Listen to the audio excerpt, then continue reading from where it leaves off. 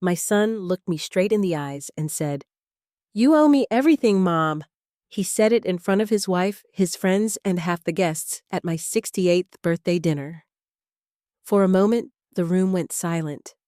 Then I stood up, walked to my hallway closet, and returned with a thick folder I had kept hidden for more than 30 years. My son smirked, thinking it was the deed to my house. I placed the folder in front of him and said quietly, "No, Ethan. These are your unpaid bills." The smile disappeared from his face the moment he opened the first page. If you've ever sacrificed for someone who later forgot what it cost you, I'd love to hear your thoughts. Please like and subscribe if stories about family truth and second chances speak to your heart. And before we begin, tell me where you're watching from and what time it is in your corner of the world. Sometimes it's comforting to know we're not alone in these moments. My name is Denise Wagner, and if you had met me 30 years ago, you probably would have seen a tired woman carrying too much weight on her shoulders and pretending she wasn't. Today, I'm 68 years old. I live in a small brick house on a quiet street in Columbus, Ohio. The house isn't fancy. The kitchen cabinets are older than some of my neighbors. The porch creaks when I walk across it. The wallpaper in the hallway is beginning to peel at the corners. But every inch of this house tells a story. Every room carries a memory. Most of those memories belong to my son Ethan. There was a time when Ethan was my entire world. When he was little, he followed me everywhere. He would sit on the kitchen counter while I cooked dinner and ask 1,000 questions. Why is the sky blue? Why do birds fly south? Why do grown-ups have to work? I never had all the answers, but that never seemed to matter. Back then, he looked at me as though I could fix anything. I miss that version of my son. Sometimes I wonder if he misses that version of himself. Life changed when Ethan was 8 years old. That was the year his father died. Michael Wagner was only 39. One ordinary Tuesday morning, he kissed me goodbye before work. He promised we'd take Ethan fishing that weekend. By lunchtime, a state trooper was standing on my front porch. A truck driver had fallen asleep behind the wheel. Michael never made it home. Even after all these years, I still remember the sound that came out of me when I heard the news. It didn't sound human. It sounded like something breaking. For months afterward, I lived in a fog. I wasn't just grieving my husband. I was trying to figure out how to survive. Michael had been the primary income earner in our family. Without him, everything changed overnight. The mortgage still had to be paid. The electric company still expected money. The grocery store didn't offer discounts for broken hearts. And Ethan still needed shoes every time he outgrew the old ones. I quickly learned that grief doesn't stop the bills from arriving. So I did what mothers do. I kept moving. I found work wherever I could. In the mornings, I worked in a school cafeteria. In the evenings, I waited tables at a diner off Interstate 70. Some nights, I came home so exhausted that my feet bled. I would sit on the edge of my bed and cry quietly so Ethan wouldn't hear. Then I would wake up 4 hours later and do it all again. There were weeks when I honestly didn't know how we would make it. I remember standing in a grocery store holding a box of cereal and calculating whether we could afford milk to go with it. I remember choosing generic brands because they were 30 cents cheaper. I remember pretending that ramen noodles were a special dinner. "Mom, this is my favorite," Ethan would say with a grin. And I would smile back while silently thanking God he was too young to know the truth. The truth was that I sometimes skipped meals so he wouldn't have to. I never told him that. A mother doesn't keep score. At least I didn't think she should. When Ethan reached middle school, things became harder. Kids can be cruel, especially when they notice who has money and who doesn't. One afternoon, he came home unusually quiet. I found him sitting on the back porch. His backpack was lying beside him. "What's wrong?" I asked. He shrugged. "Nothing." But I knew my son. Something was wrong. After several minutes, he finally spoke. "Everyone else got new sneakers?" I sat beside him. He stared at the ground. "So mine are old." The words hit me harder than he realized. Not because he was complaining, because I knew he was hurting. The next week, I worked 3 extra shifts. I barely slept. By Friday, I had enough money to buy him a pair of sneakers, nothing expensive. But they were new. The smile on his face made every hour worth it. That's how our life worked. Whenever Ethan needed something, I found a way. Not because I was extraordinary, because I was his mother. Years passed.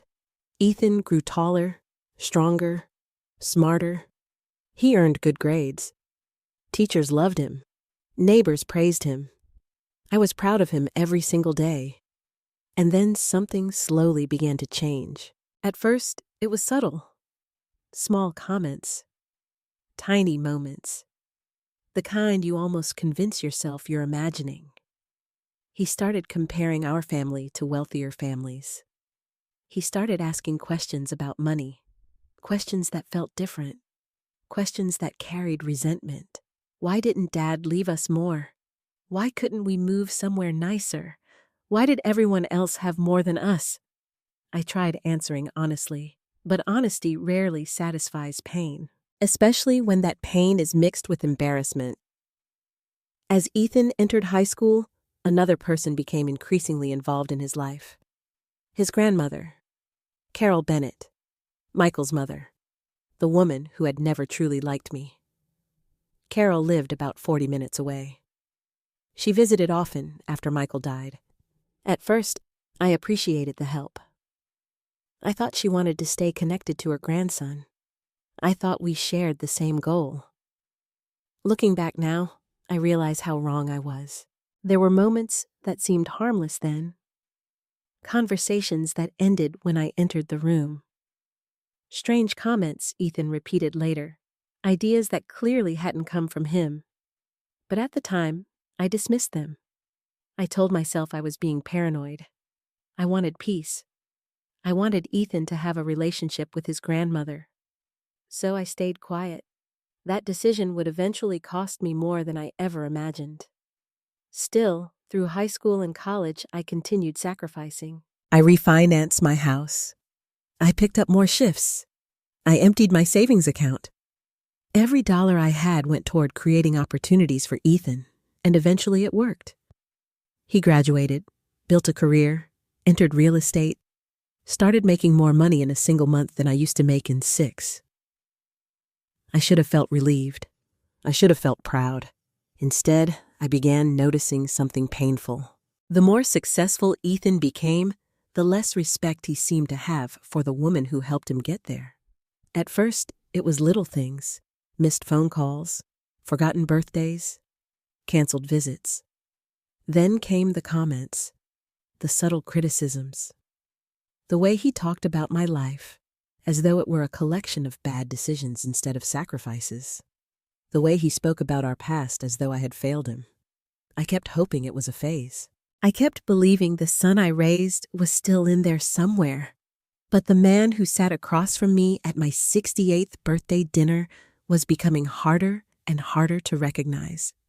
And I had no idea that within 24 hours, he would look me in the eye and tell me something that would change everything between us forever. "You owe me everything." Those words didn't come out of nowhere. They had been growing inside him for years. I just didn't know who planted the seed.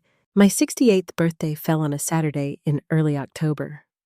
I hadn't planned anything extravagant. At my age, I wasn't interested in fancy parties or expensive gifts. All I wanted was a quiet evening with the people I loved. A few close neighbors, a couple of church friends, my son Ethan, his wife Melissa, and my granddaughter Sophie. That seemed simple enough. For most of the afternoon, everything went exactly as I had hoped. The weather was beautiful. The maple trees outside my house had begun turning shades of orange and red. The dining room smelled like roasted chicken and fresh rolls. Laughter drifted through the house. For a few hours, I felt genuinely happy.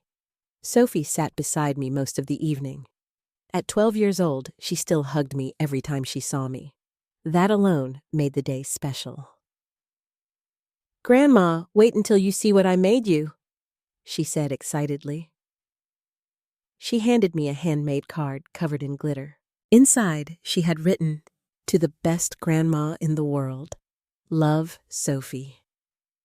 I felt tears sting my eyes. "Thank you, sweetheart," she smiled. "It's true."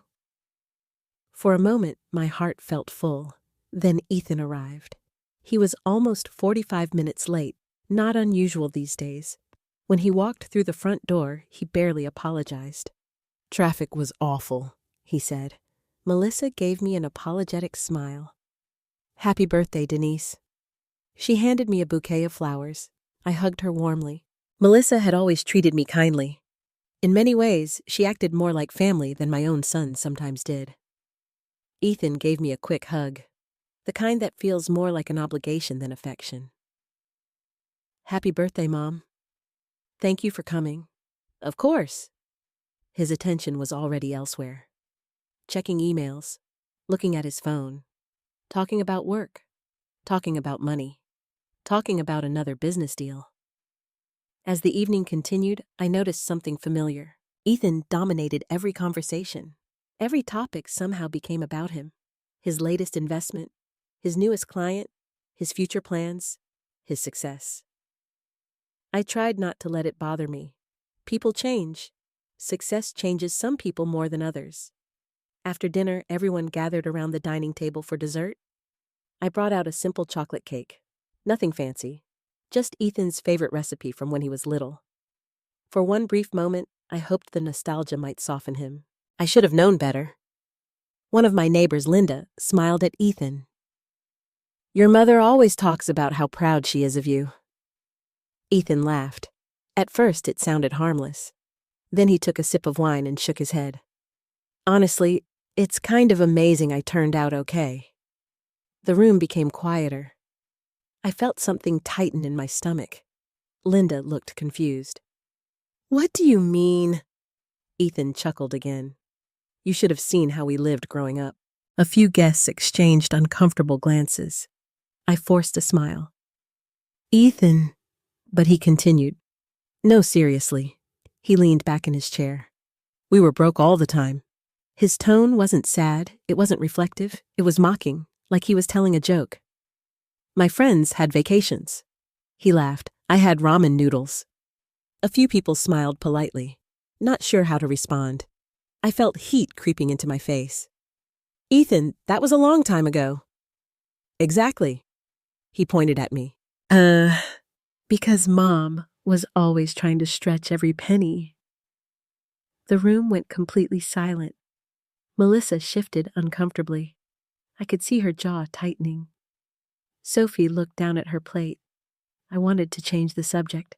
I wanted the conversation to end, but Ethan wasn't finished. "Do you know how embarrassing it was?" Nobody answered. "My sneakers always look cheaper than everyone else's." He laughed again. "I thought we'd hit the lottery the day she bought me a new pair." The words landed like punches, not because they were entirely false, but because he had no idea what those sneakers had cost me. He remembered receiving them. He didn't remember the 3 extra shifts I worked to afford them, the blistered feet, the sleepless nights, the skipped meals. He only remembered the embarrassment, not the sacrifice. Linda glanced at me. I could see sympathy in her eyes. That somehow made it worse. Ethan took another drink. Then came the comment that changed the atmosphere completely. "You know what's funny?" Nobody answered. "My mother always acts like she gave up everything for me." A nervous laugh escaped someone near the end of the table. Ethan smirked. "But honestly, parents are supposed to do that." My chest tightened. Melissa finally spoke. "Ethan." He ignored her. "They choose to have kids." He shrugged. "It's not exactly heroic." The silence that followed felt suffocating. I noticed Sophie staring at her father, confused, uncomfortable, almost disappointed. For the first time that evening, I saw embarrassment on her face. Not for me, for him. That hurt more than anything, because children notice everything, even when adults think they don't. I carefully set down my fork. Ethan, maybe we should talk about something else. He looked at me. For a second, I thought he might stop. Instead, he smiled, the kind of smile that never reaches the eyes. Why? The word felt sharp.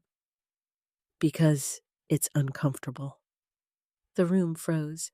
I could hear the clock ticking in the kitchen. Nobody moved. Nobody spoke. Then Ethan said something I'll never forget. Honestly, Mom, if anyone should be grateful, it's you. My heart dropped. What do you mean? He leaned forward. Come on.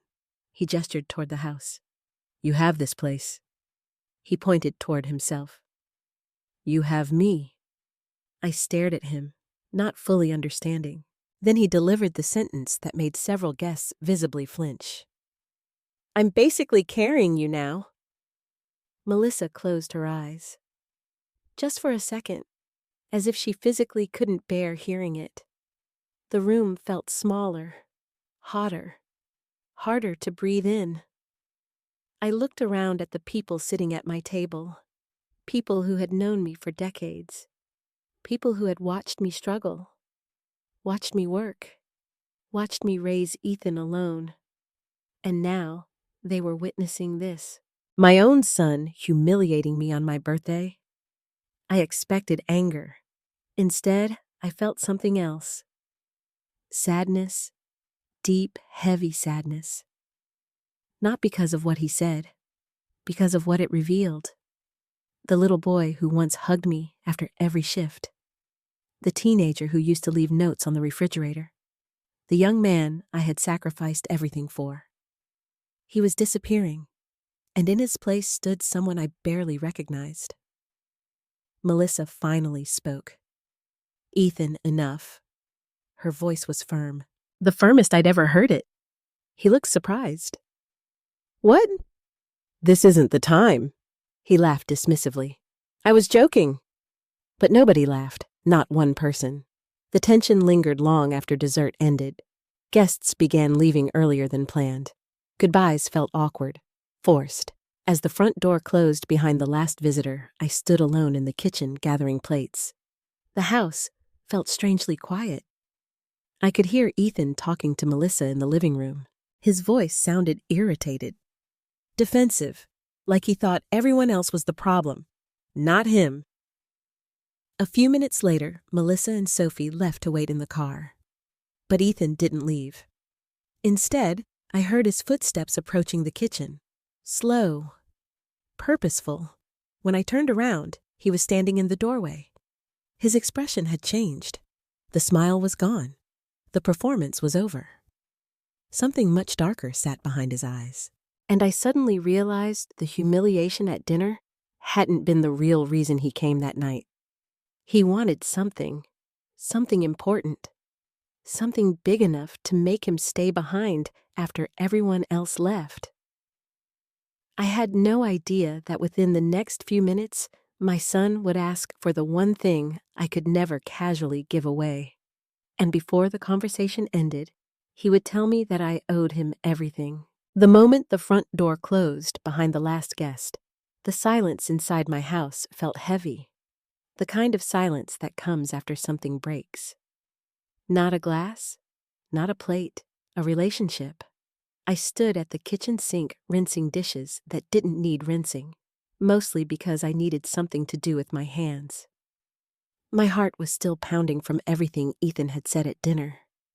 The embarrassment, the disrespect, the way he had spoken about our past as though it were some kind of joke. I heard footsteps behind me. I didn't need to turn around. I already knew it was him. Melissa and Sophie had gone outside. Ethan had stayed behind. Just as I suspected, the birthday humiliation hadn't been the real reason he came. It had only been the warm-up. I slowly dried my hands and faced him. He was leaning against the kitchen doorway, arms crossed, expression serious. businesslike, not a son talking to his mother. A businessman preparing a negotiation. For a moment, neither of us spoke. Then he sighed. "Mom, we need to talk." The words instantly made me uneasy. Whenever someone says we need to talk, the conversation is rarely pleasant. "What about—" He walked into the kitchen. "Can we sit down?" I pulled out a chair. He sat across from me. For a brief second, I hoped he was about to apologize. Maybe Melissa had said something. Maybe he realized how cruel he had sounded. Maybe the little boy I raised was still somewhere inside him. I should have known better. Instead, he said, "I'm working on a major project." There it was. Business, not family, not regret, business. I nodded cautiously. "Okay." "It's a huge opportunity." He leaned forward. "If this deal goes through, it could change everything." I waited. Something in my chest was already warning me. A mother's instincts never truly disappear, even when her child becomes a grown man. Ethan continued. "There are investors involved." I said nothing. "The project is bigger than anything I've ever done." His eyes lit up. I recognized that look. Ambition, excitement, desperation.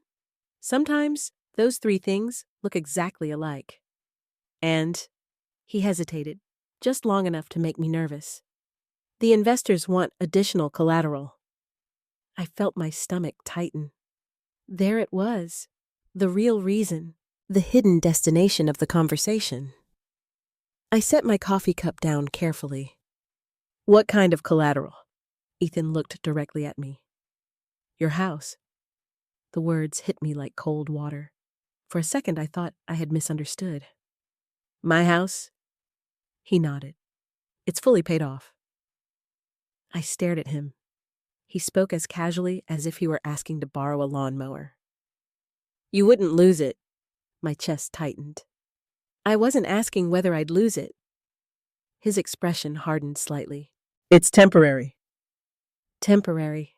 One of the most dangerous words in the English language. People destroy marriages temporarily. People accumulate debt temporarily. People make terrible decisions temporarily. I had learned long ago that temporary often becomes permanent.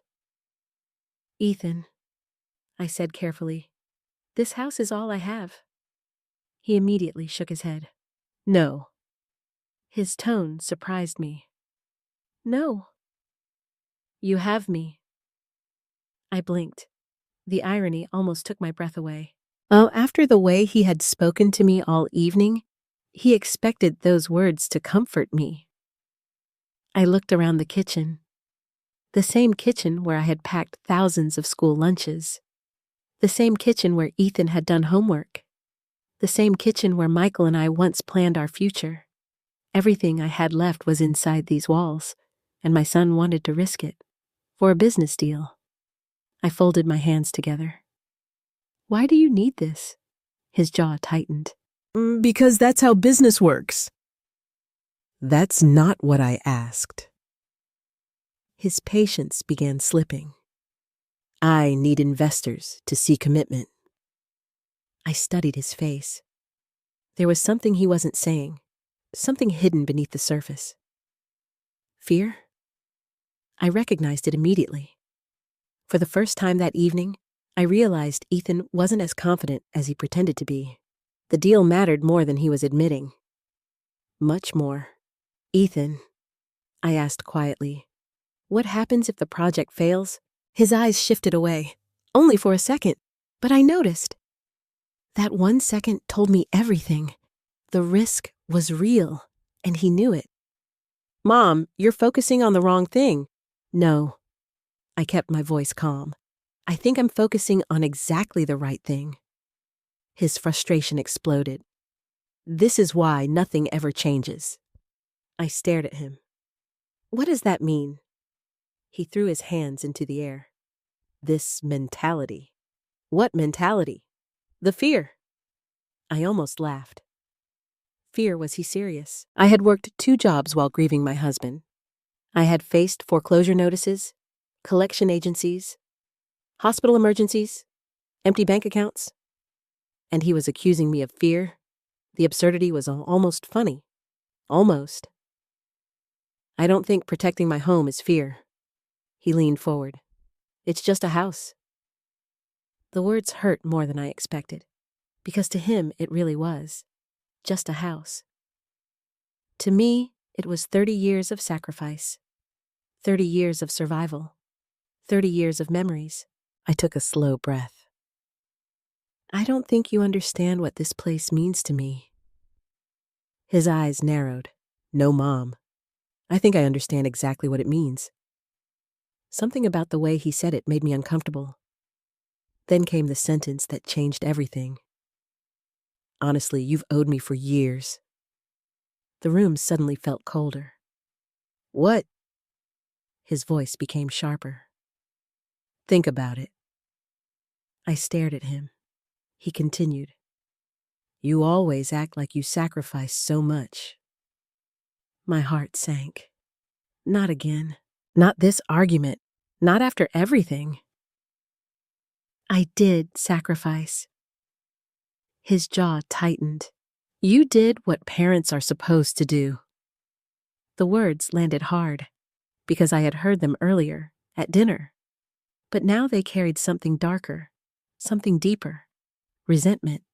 Years of resentment. I gave you everything I could. His laugh was short and bitter. Really? I felt my pulse quicken. What is that supposed to mean? He stood abruptly. You know exactly what it means. No, Ethan, I don't. His voice rose. My childhood. The words echoed through the kitchen. My opportunities. My future. I stared at him, completely stunned. You think I took those things from you? You couldn't provide what other families provided. I felt tears threaten to form. Not because of the accusation, because he genuinely believed it after all these years. He genuinely believed it. The little boy who once thanked me for every meal. The teenager whose college applications I filled out after midnight shifts. The young man whose tuition I helped pay. He believed I had failed him. And then he said the words that had clearly been living inside him for years. You owe me everything. Silence filled the room, heavy, painful, final. I looked at my son, really looked at him, and suddenly something became clear. This wasn't about the house. It wasn't about the investment. It wasn't even about money. It was about a story he had been telling himself for decades. A story where he was the victim, and I was the reason. The truth sat quietly in the back of my mind, because I knew things Ethan didn't. I knew where some of these beliefs came from. I knew who had spent years feeding them. And I knew something else. I still had proof. Proof of every sacrifice, every lie, every unpaid debt, every hidden truth. Locked away in a place Ethan had completely forgotten about. I stood slowly. His expression softened slightly. Perhaps he thought I was finally giving in. Perhaps he thought he had won. Instead, I looked directly into his eyes. When do you need the paperwork? He blinked. The paperwork? The house. For the first time that night, a smile appeared on his face. A relieved smile.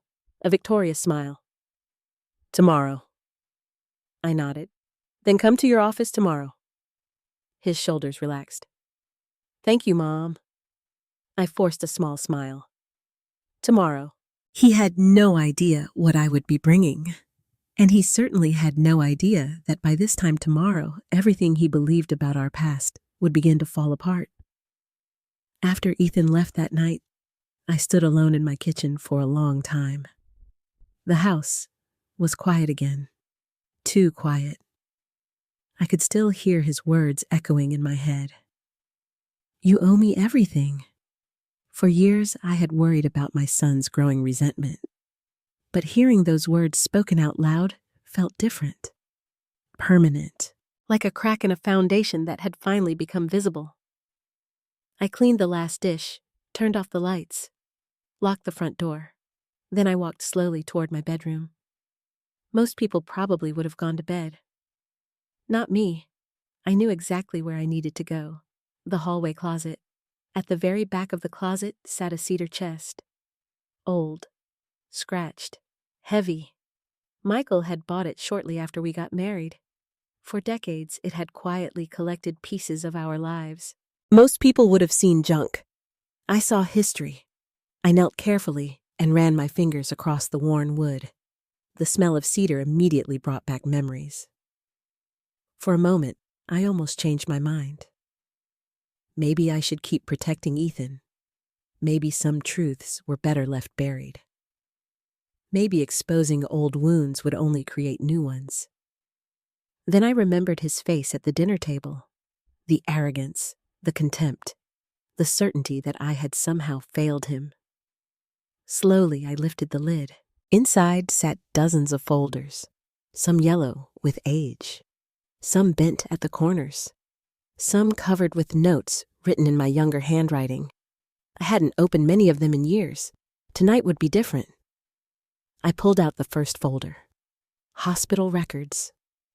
My hands trembled slightly, not from age, from memory. I opened it carefully. The very first document was dated 36 years earlier, a bill from Children's Hospital. I stared at the number. Even now, decades later, it still made my stomach tighten. Thousands of dollars. Money I hadn't had. Money I somehow found anyway. I set the folder aside and reached for another. Dental expenses. Another. School fees. Another. College applications. Another. Mortgage extension requests. Another. Past due utility notices. Soon the floor around me was covered in paperwork. Years of sacrifices spread across my bedroom carpet. A strange sadness settled over me. Not because of the bills, because every piece of paper represented a moment Ethan never knew about. Moments I had intentionally hidden from him. I never wanted him carrying guilt. Children shouldn't feel responsible for adult problems. That had always been my belief. So I protected him. Again and again. Sometimes from life, sometimes from the truth. And maybe that had been my biggest mistake. I picked up a faded electric bill. Immediately I remembered the winter of 1997. Ethan was 11. The furnace had broken.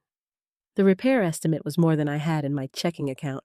I remember sitting at the kitchen table late at night, crying quietly while calculating numbers.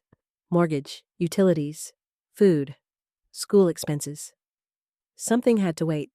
The electric bill became overdue. For nearly 3 weeks I kept the heat lower than normal. Not low enough for Ethan to notice. Just low enough to save money. I wore 2 sweaters inside the house. He never knew why. To him, it was just winter. To me, it was survival. I placed the bill into a separate pile. Then I opened another folder. Inside was a collection of grocery receipts. At first glance, they seemed meaningless. Small purchases. Milk, bread, eggs, peanut butter. Nothing important. But every receipt told a story. There had been months when I carefully tracked every dollar. Not because I wanted to. Because I had no choice. I remembered one particular Friday. I had exactly $43 left until payday. Ethan needed lunch money. His school required payment for an upcoming field trip, and we needed groceries. I stood in a supermarket aisle holding a package of chicken, trying to decide whether protein or gasoline was more important. I eventually put the chicken back. Ethan never noticed. He still ate. I simply ate less. I wasn't a hero. Most mothers I know would have done the same. The difference is that nobody sees those moments. Nobody applauds them. They disappear quietly into history, unless someone saves the evidence. I reached for another folder. This one was thicker. School records. The moment I opened it, several photographs slipped out. My breath caught. Ethan, 10 years old, gap-toothed smile, baseball uniform, sunburned nose, pure happiness. I picked up one photo and stared at it for a long time. I remembered that season, The registration fee had been expensive. At least expensive for me. I had worked 6 extra shifts to afford it. When Ethan hit his first home run, he ran toward the stands looking for me. The smile on his face had made every sacrifice worth it. Back then, he never questioned whether I loved him. Back then, I never imagined we would end up here. I carefully placed the photograph aside. Then I found a smaller envelope buried beneath several folders. My heart immediately tightened. I knew exactly what it was. Without even opening it, Carol Bennett. The envelope contained letters. Old letters. Painful letters. Letters I had spent years trying to forget. Carol had written them after Michael died. Some were polite, others were cruel, a few were downright vicious.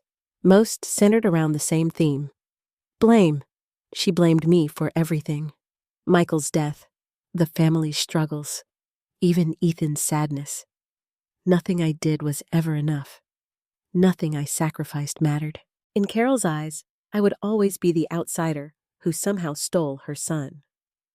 One letter still haunted me. I unfolded it carefully. The paper had yellowed with age. The words hadn't lost their sting. You never deserved Michael. If he had married someone stronger, Ethan wouldn't be struggling today. I closed my eyes. Even now, decades later, the cruelty shocked me. I remembered reading that letter for the first time, sitting alone at my kitchen table, wondering how someone could hate me so much. Yet somehow, despite everything, I had continued allowing Carol access to Ethan. Because she was family. Because I thought Ethan deserved a grandmother. Because I believed love would eventually overcome bitterness. I was wrong. Very wrong. Another document slipped from the envelope. A promise. I stared at it. My pulse quickened. I had forgotten this particular paper was there. It was a handwritten note from Carol. 30 years old. Simple, short, and incredibly important. In the note, she promised financial help during Ethan's medical emergency. Specific amounts, specific dates, specific commitments, none of which she ever fulfilled. At the time, I had been too overwhelmed to fight about it. I simply figured things out myself. But I kept the note. Something inside me knew I might need it one day. Maybe that day was finally coming. I placed the document into a new pile. Evidence. Not memories. Evidence. The distinction suddenly felt important. For hours, I continued sorting papers. Bills, receipts, letters, applications, medical records, loan documents. One piece at a time. One sacrifice at a time. By midnight, several neat stacks covered my bedroom floor. The story of Ethan's childhood sat in front of me. Not the version he believed. The real version. The version written in ink, stamped by hospitals, signed by banks, recorded by schools, verified by time itself. I looked at the mountain of documents, and for the first time, I understood why I had kept them. Not because I couldn't let go. Not because I was sentimental. Because somewhere deep inside, I knew this day might come. The day someone questioned what it had cost to raise Ethan. The day someone accused me of failing him. The day someone demanded payment for sacrifices they never understood. Tomorrow, Ethan expected me to bring paperwork. He thought I would arrive with documents transferring ownership of my house. Instead, I would bring something much more valuable, the truth. And buried inside these folders was one document in particular, one unpaid bill. The first unpaid bill, the one that started everything. The bill connected to a frightened 6-year-old boy lying in a hospital bed. A bill that cost me far more than money. And when Ethan saw it, the story he had believed his entire life would begin to crack. By 2 o'clock in the morning, I was still sitting on my bedroom floor. Folders surrounded me. Stacks of paperwork stretched across the carpet like pieces of a puzzle. A puzzle that explained how a loving little boy had grown into a man who believed his mother owed him a debt. I knew tomorrow's meeting with Ethan would be difficult. But before I could confront him with the truth, I found myself confronting another truth. One I had spent years avoiding. Carol Bennett, Michael's mother, the woman who had quietly poisoned my son's view of me one conversation at a time. I picked up another folder and leaned back against the bed. The exhaustion in my body should have forced me to sleep. Instead, memories began surfacing. Memories I hadn't allowed myself to revisit in years. When Michael first died, Carol had seemed supportive, at least on the surface. She came to the funeral. She hugged Ethan. She brought casseroles. She offered condolences. Looking back now, I realize she never actually comforted me, not once. Everything she did centered around Ethan, never around the woman who had just lost her husband. At first, I ignored it. People grieve differently. That was what I told myself. Then the comments started. Small comments, sharp comments, comments disguised as concern. One afternoon, about 3 months after Michael's death, Carol visited while I was balancing bills at the kitchen table. She watched me quietly for several minutes. Then she said, "Michael always worried about money?" I looked up. "What do you mean?" She shrugged. "He thought you spent too much." The statement stunned me, because it wasn't true. Michael had never said anything like that, not once. Still, I let it go. I was exhausted, grieving, overwhelmed. The last thing I wanted was conflict. That became a pattern. Carol would make a comment. I would ignore it. Carol would push a little further. I would stay silent. At the time, I thought silence was maturity. Now I realize silence can sometimes become permission, especially when lies are involved. As Ethan got older, Carol's influence grew stronger. When he was 10, she started taking him out for lunch occasionally. I thought it was sweet. A grandmother spending time with her grandson. What mother would object to that? Certainly not me. Then strange things began happening. One afternoon, Ethan came home unusually upset. He slammed his backpack onto the floor. His face was red. His eyes were wet. I immediately knew something was wrong. "What happened?" He hesitated. Then he asked a question that completely caught me off guard. "Did Dad want to move away?" I blinked. "What, before he died?" I stared at him. "No. Grandma said he wanted a better life." A chill moved through me. I sat down slowly. "What exactly did Grandma say?" Ethan shrugged, not because he didn't remember, because he felt uncomfortable repeating it. "She said Dad got tired of struggling." I felt my stomach twist. Michael had never said anything remotely similar, not once. But I didn't confront Carol. I should have. Instead, I smiled at Ethan and said, "Your father loved us very much." That was all. No argument, no correction, no boundary.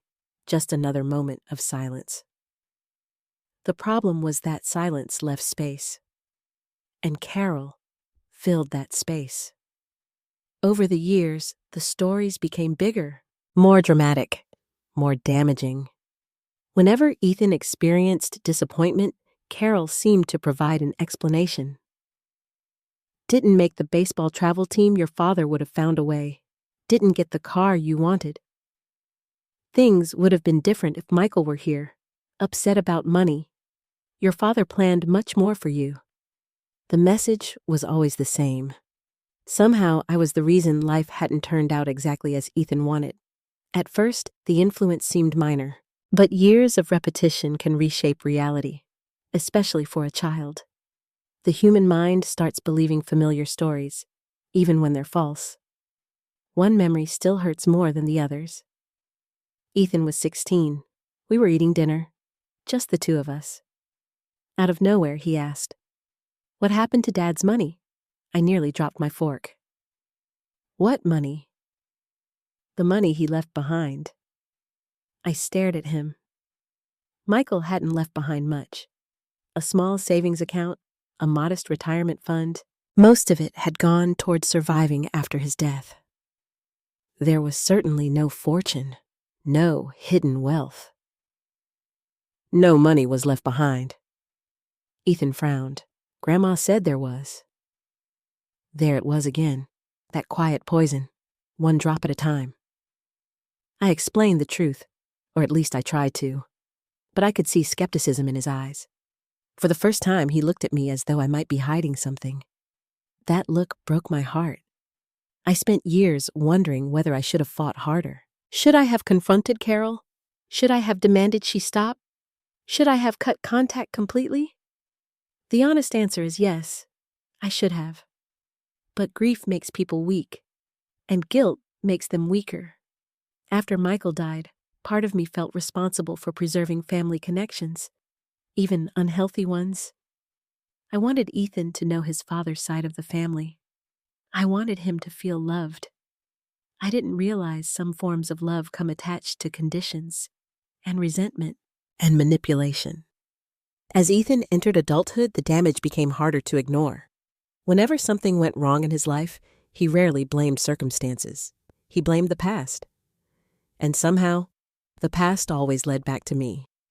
A failed relationship, a difficult childhood, financial stress, a difficult childhood, career setbacks, a difficult childhood. I listened to those complaints for years, always hoping maturity would eventually bring perspective.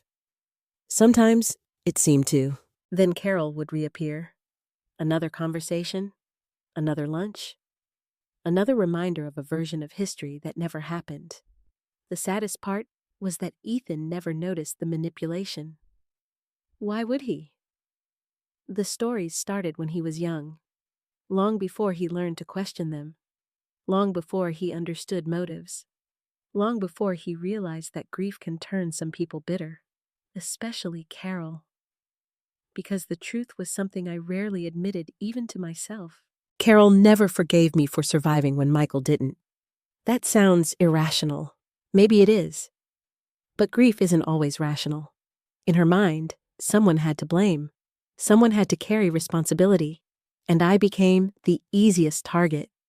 Years later, I discovered evidence of just how deep that bitterness went. Letters, promises, documents. Things Carol assumed nobody would ever see again. The same documents now sitting in the folders beside me. I picked up one letter and read it again. The handwriting was unmistakable. The bitterness practically seeped through the paper. Yet somehow, even this wasn't the most damaging thing she had done.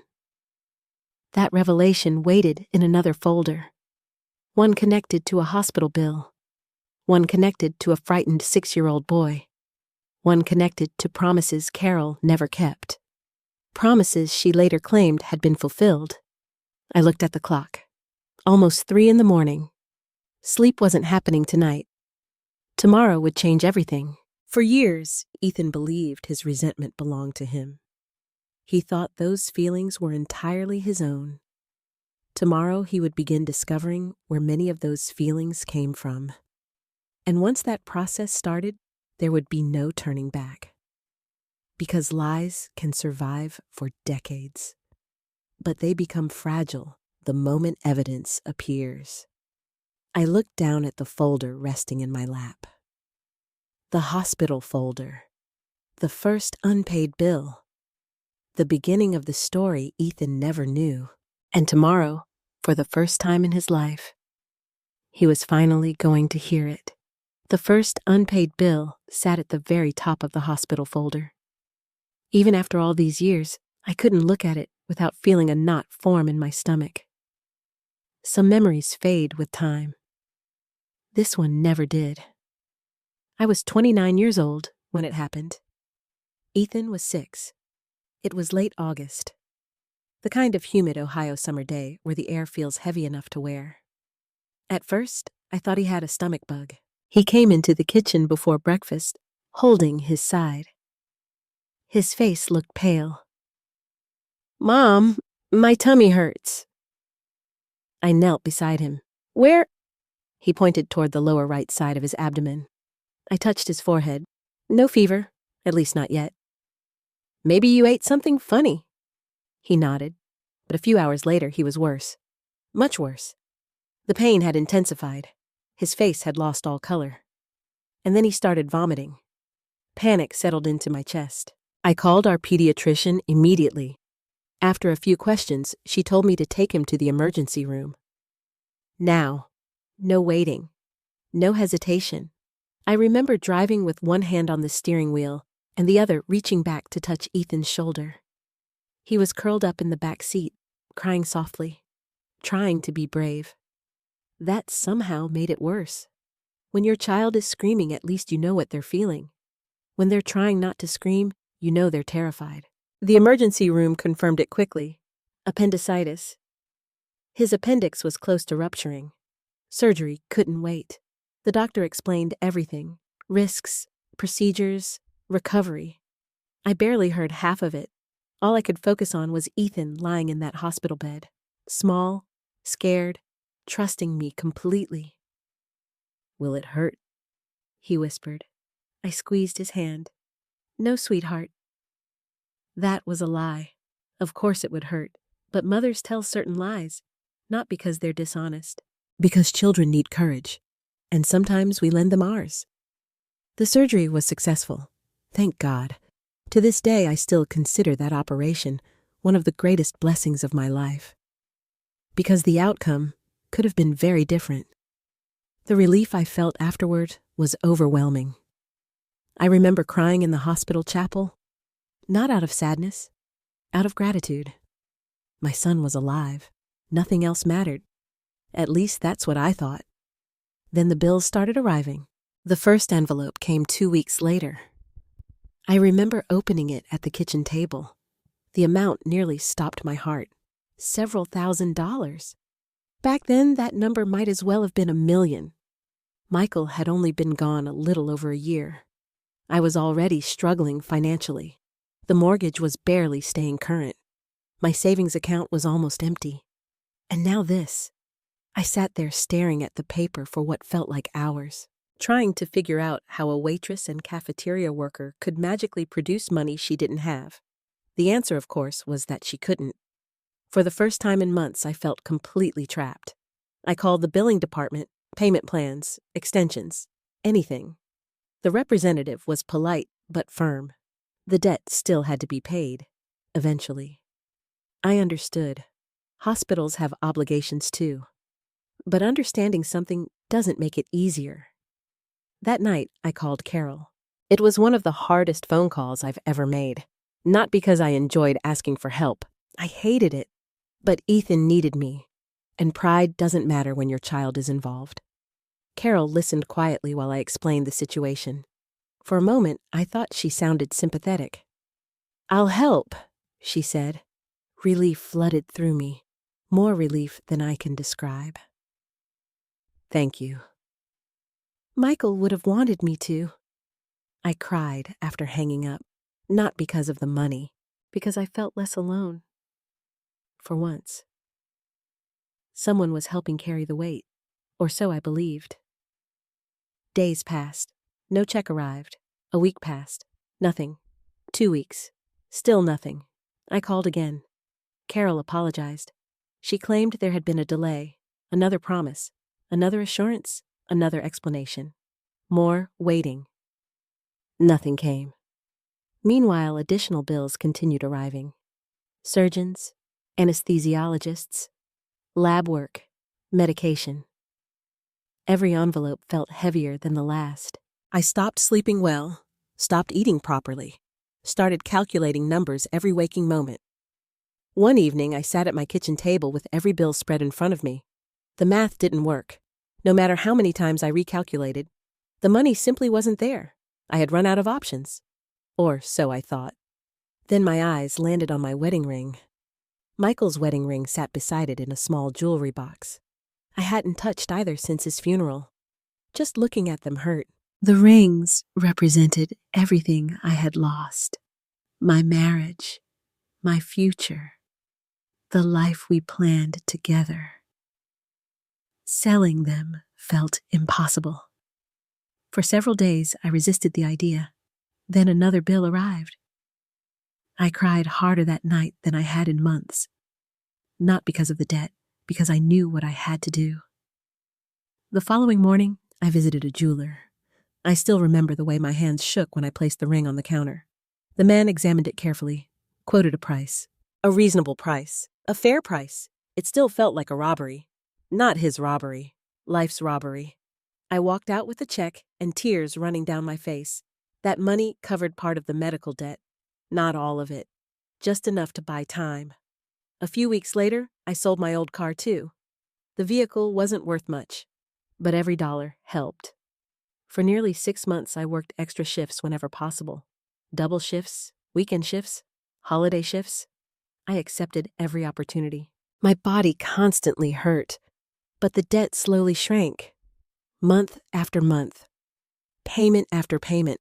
Eventually, I paid every single dollar, every cent, without help, without rescue, without Carol. The strange part wasn't that she never sent money. The strange part was what happened afterward. Years later, Ethan casually mentioned something during a family gathering, something that stunned me.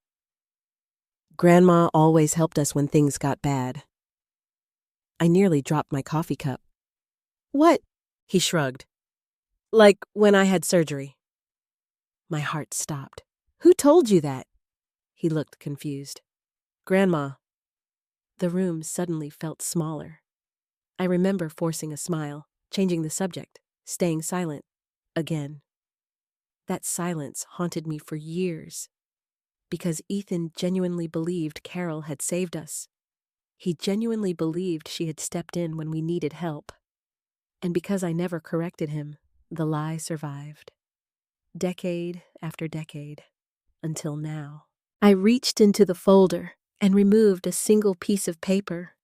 A handwritten note from Carol, dated 1 month after Ethan's surgery. In the letter, she promised specific financial assistance, amounts, dates, commitments, none of which were ever fulfilled. The letter proved everything, not only that she hadn't helped, but that she knew she hadn't helped. That piece of paper had remained buried in my cedar chest for 30 years. Tomorrow, it would finally see daylight. Tomorrow, Ethan would learn that his grandmother's version of events wasn't entirely true.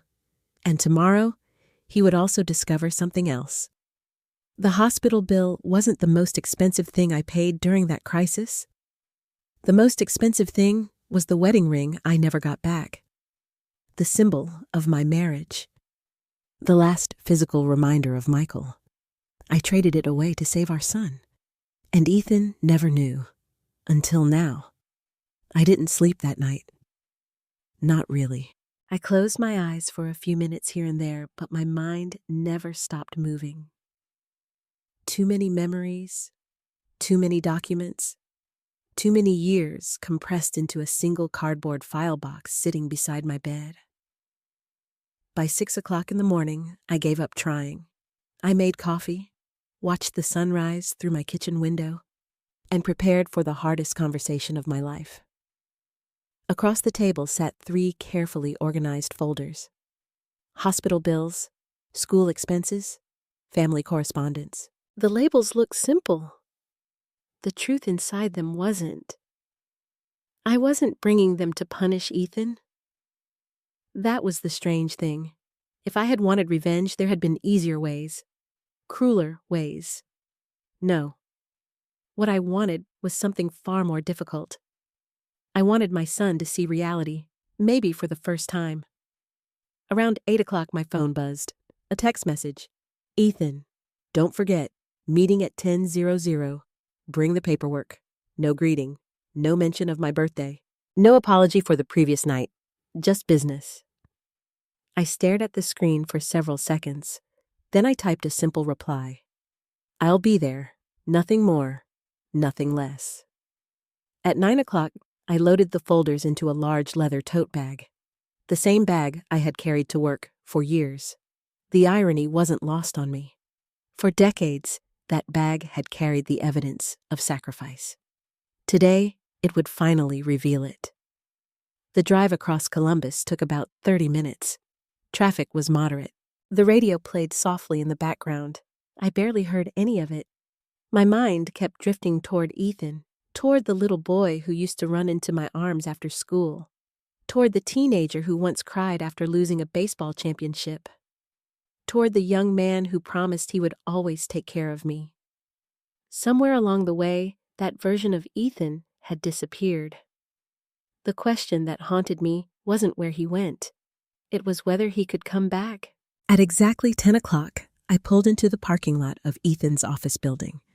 The structure reflected success. Glass walls, modern architecture, expensive landscaping. Everything about it communicated wealth, achievement, status, things Ethan valued deeply.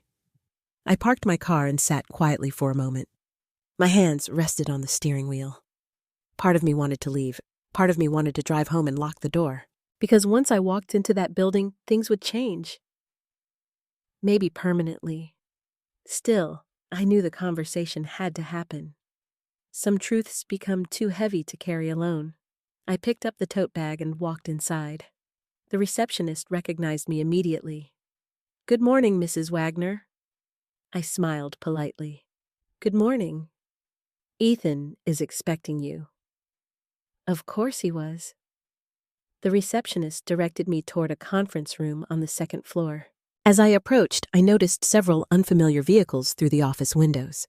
Luxury cars, investor cars, important cars. That immediately made me suspicious. This meeting wasn't as private as Ethan had implied. I reached the conference room door. Before I could knock, it opened. Melissa stood there. For a moment, she looked relieved to see me. Then I noticed something else. Worry. Deep worry. "Denise." She hugged me unexpectedly. The gesture caught me off guard. "You okay?" I asked softly. She forced a smile. "Of course." But her eyes told a different story. Something wasn't right. Before I could ask more questions, Ethan appeared behind her, dressed in an expensive navy suit, perfectly styled, confident, or at least pretending to be. "Mom." "Good morning." He glanced at the tote bag. His eyes immediately dropped toward it. Then a satisfied smile appeared. The smile of a man who thought he was about to get exactly what he wanted. "Thanks for coming." I nodded. "No problem." He stepped aside. "Come in." The conference room was larger than I expected. A polished wooden table dominated the center. Floor-to-ceiling windows overlooked downtown Columbus. And seated at the far end of the table was a man I didn't recognize. At least not immediately.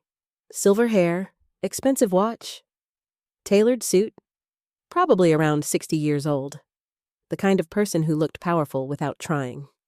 Ethan gestured toward him. "Mom, this is Richard Coleman."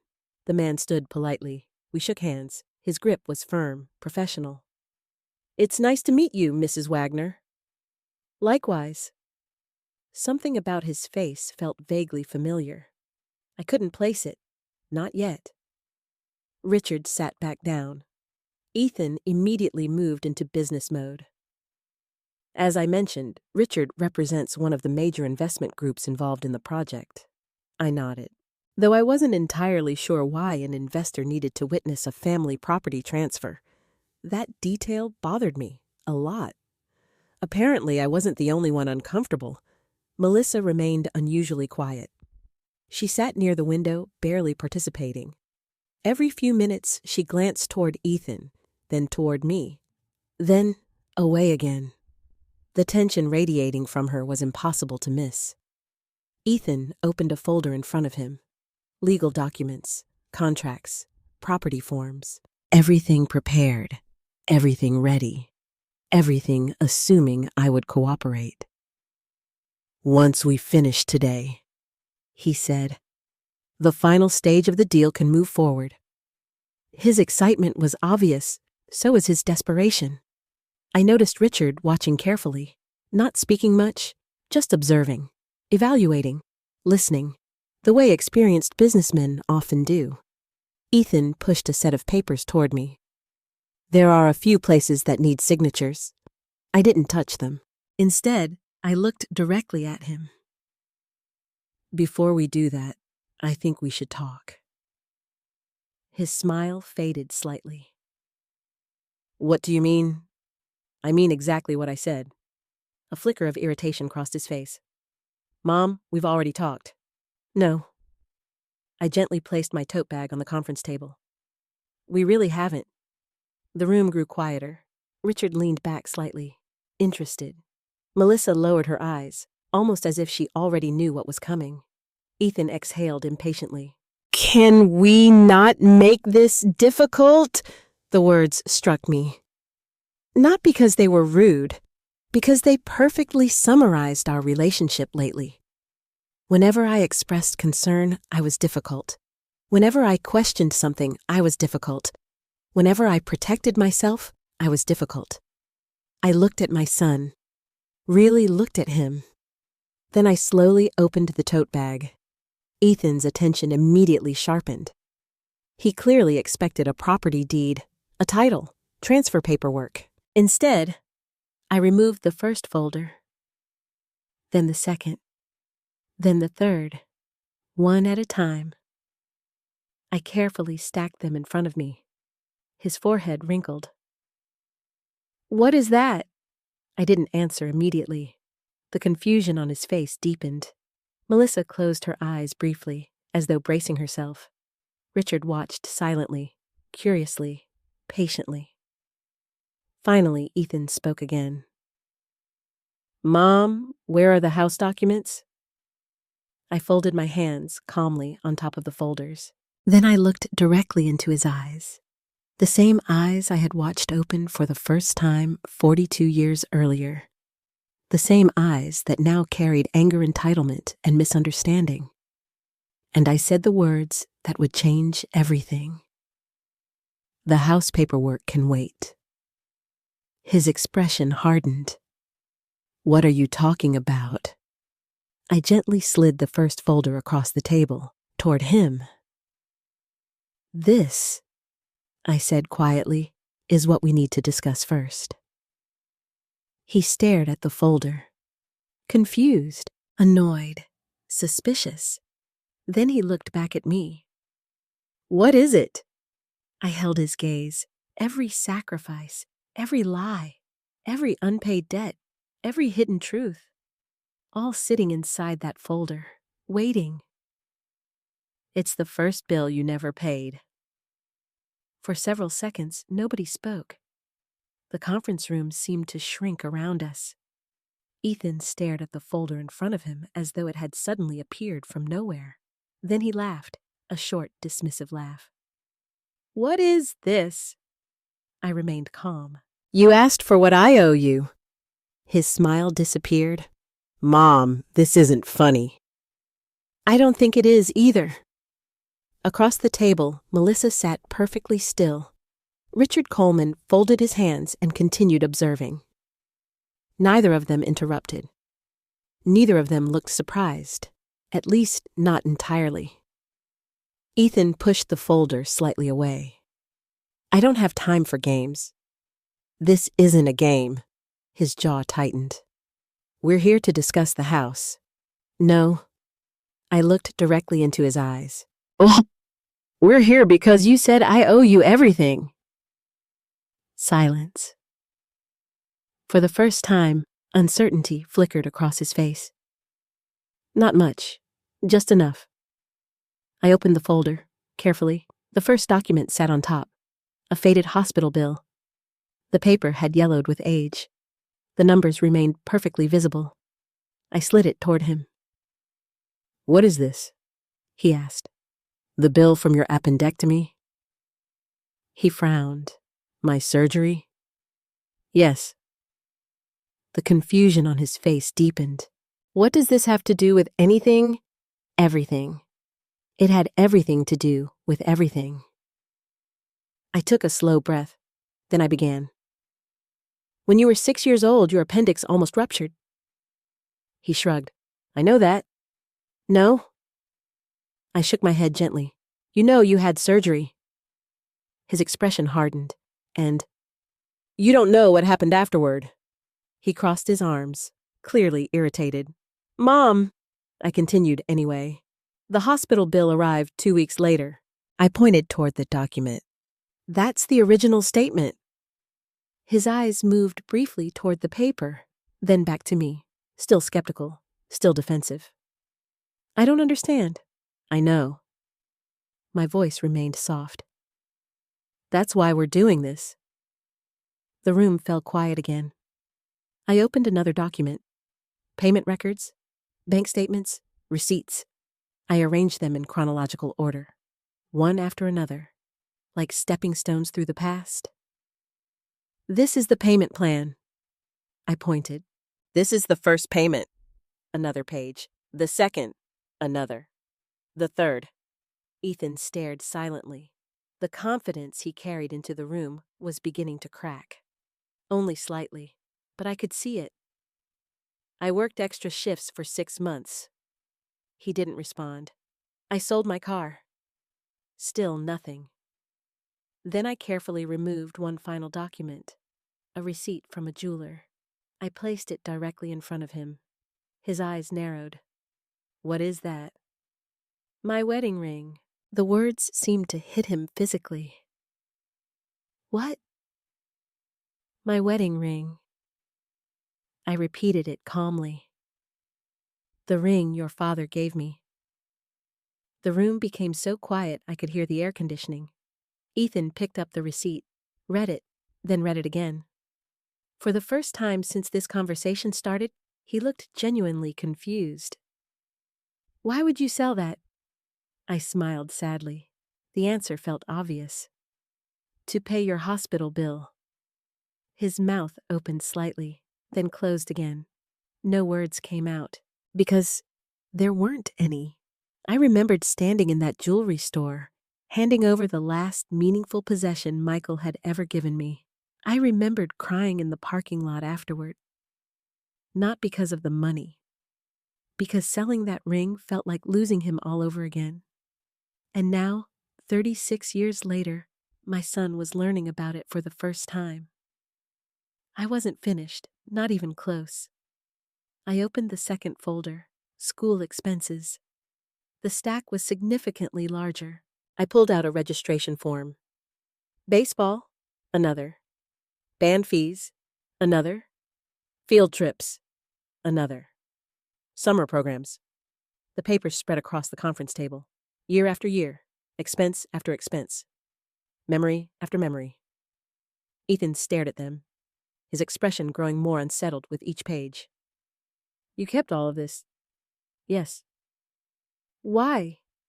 The question almost made me laugh, because I hadn't known the answer myself until recently. I think part of me knew I might need it someday. His face darkened. You planned this? No. I shook my head. I prayed I'd never need it. That was the truth. I never wanted this moment. I never wanted to sit across from my son and prove I loved him. Love shouldn't require documentation. Yet here we were. I lifted another paper. Do you remember your baseball season when you were 10? He nodded slightly. You hit your first home run. A tiny flicker crossed his face. Recognition. Memory. I remember. You loved that season. A pause. Then I held up a registration invoice. I worked 6 extra weekend shifts to pay for it. His eyes lowered. Not much. Just enough. Melissa quietly wiped a tear from her cheek. Ethan didn't notice. He was too focused on the papers, the evidence, the history, the reality. I continued. Do you remember your trip to Washington, D.C. in 8th grade? Another nod. You almost didn't go. His brow furrowed. What? The school deadline was approaching. I showed him another receipt. I picked up double shifts for 2 weeks. His eyes lingered on the document. Longer this time. The room felt different now, less combative, more uncomfortable. The truth has a way of changing the atmosphere, even before people fully accept it. I opened the third folder. family correspondence. This one felt heavier than the others. Not because of money, because of what it contained. People can survive financial hardship. Family betrayal is harder. I removed a folded piece of paper. Carefully, deliberately. My hands remained steady, though my heart wasn't. "What is that?" Ethan asked. I looked at him, then slid the paper across the table. A promise. His confusion returned. He unfolded the document, slowly. The moment he saw the signature, his expression changed. Carol Bennett, his grandmother. I watched his eyes move across the page, line by line, word by word. The promise of financial assistance, the promised payment amounts, the dates, the commitments, everything written clearly, everything undeniable. When he finished reading, he looked up. "What is this?" "This is the letter your grandmother sent after your surgery." His forehead creased. "I don't understand." "She promised to help." A pause. "She never did." The words landed heavily. I could see him processing them, trying to reconcile two versions of reality. The version he believed, the version sitting in front of him. For decades, Carol had told him she helped. For decades, he believed she rescued us. The letter proved otherwise. Not completely, not yet, but the cracks were forming. And once cracks appear, foundations become vulnerable. "I don't believe this." His voice was quieter now, less certain, less aggressive. Not because he was convinced, because he was confused. That was progress, small progress, but progress nonetheless. I nodded. "I expected you to say that." He stared at me, then at the letter, then at the hospital bill, then at the jeweler's receipt.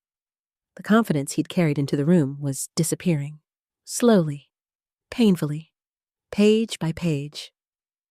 That's when Richard Coleman finally spoke for the first time in nearly an hour. His voice was calm, measured, thoughtful. "Mrs. Wagner." I turned toward him. "Yes." He looked at me carefully, almost studying my face. Then something unexpected happened. His expression shifted. Recognition, real recognition, as though a memory had suddenly resurfaced. He leaned forward slightly. "I know you." The room froze. Ethan blinked. Melissa looked up. I frowned. "What?" Richard stared at me for another moment, then slowly smiled. Not a business smile, not a polite smile, a surprised smile. The smile of someone who had just solved a mystery, and what he said next would derail the entire meeting. "I know exactly who you are." For a moment, nobody moved. Nobody even seemed to breathe. Richard Coleman kept staring at me. The expression on his face wasn't polite curiosity anymore. It was certainty. The certainty of someone who had finally placed a face connected to an old memory. Ethan looked confused. Melissa looked equally puzzled. I simply stared back. "I'm sorry," I said carefully. "Have we met before?" Richard leaned back in his chair. A faint smile crossed his face. "Not exactly." His eyes remained fixed on me. "But I knew someone very much like you." The room stayed silent. Even Ethan seemed distracted from the folders for the first time. Richard folded his hands. "When I was 21, I was homeless." That certainly wasn't what I expected to hear. Ethan blinked. "What?" Richard nodded. "After my father died, my family fell apart." His voice remained calm, steady, like someone recounting events he had spent years processing. I was sleeping in my truck. He glanced toward the window. "Working odd jobs." "Trying to survive?" Something about the story felt strangely familiar. Not the details, the feeling. A distant memory tugged at the back of my mind. Richard continued. "One winter evening, I stopped at a diner outside Columbus." My heartbeat slowed. The diner. I had worked in a diner for years. Thousands of customers had passed through. Still, something about his story felt important. I didn't have enough money for dinner. Richard smiled slightly. I was trying to decide whether to buy food or gasoline. The room disappeared for a moment. Not physically, mentally, because suddenly I remembered. A young man, thin, exhausted, sitting alone in a booth, counting coins, trying to hide embarrassment. My eyes widened slightly. Richard noticed immediately. "You remember?" It wasn't a question. I nodded slowly. Oh my God. The memory returned all at once. The diner, the snowstorm outside. The young man who kept apologizing because he couldn't afford a full meal. Richard smiled. "You paid for my dinner?" The room went completely silent. Ethan stared between us, confused. "What?" Richard laughed softly. "Not just dinner," I remembered now. The young man had been living in his truck. I had discovered that accidentally during a conversation. At the time, I was barely surviving myself. Working double shifts, raising Ethan alone. Yet something about that young man's situation broke my heart. I had packed extra food before leaving work, given him a winter coat that belonged to Michael, and slipped him some cash. Not much, just enough to help. At least that's what I thought. Richard shook his head. "You told me something that night." I felt embarrassed. Honestly, I barely remembered. "What did I say?" His smile widened. "You said everybody needs help sometimes."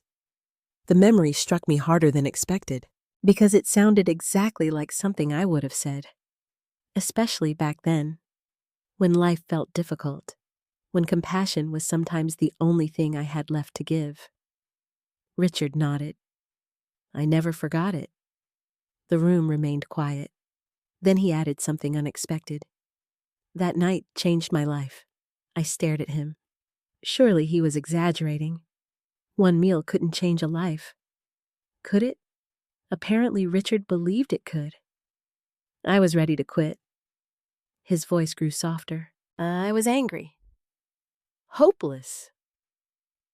I'd stopped believing people cared. He looked directly at me. Then you treated me like I mattered. I felt emotion rising in my chest. Not because I needed praise, because I honestly hadn't known. For me, that night had been ordinary. A small act of kindness, one among hundreds. For Richard, it had become something much bigger. Ethan sat frozen. The irony was impossible to ignore. The man he hoped would help finance his future was sitting there praising the mother he had spent years criticizing. Richard turned toward him. Your mother helped me when she had almost nothing. The words landed heavily, very heavily. Ethan didn't respond. For the first time all day, he seemed completely unsure of himself. Richard looked back at me, then toward the folders. His expression grew serious again. After hearing all this, he gestured toward the paperwork. I think there are truths here your son needs to hear. The room fell silent once more, and that brought us back to the real reason we were there. I took a slow breath, then reached into the third folder. The folder Ethan feared most without realizing it. Family correspondence. Inside sat another document, one far more important than the hospital bills, one capable of dismantling a belief Ethan had carried for decades. I removed a faded envelope.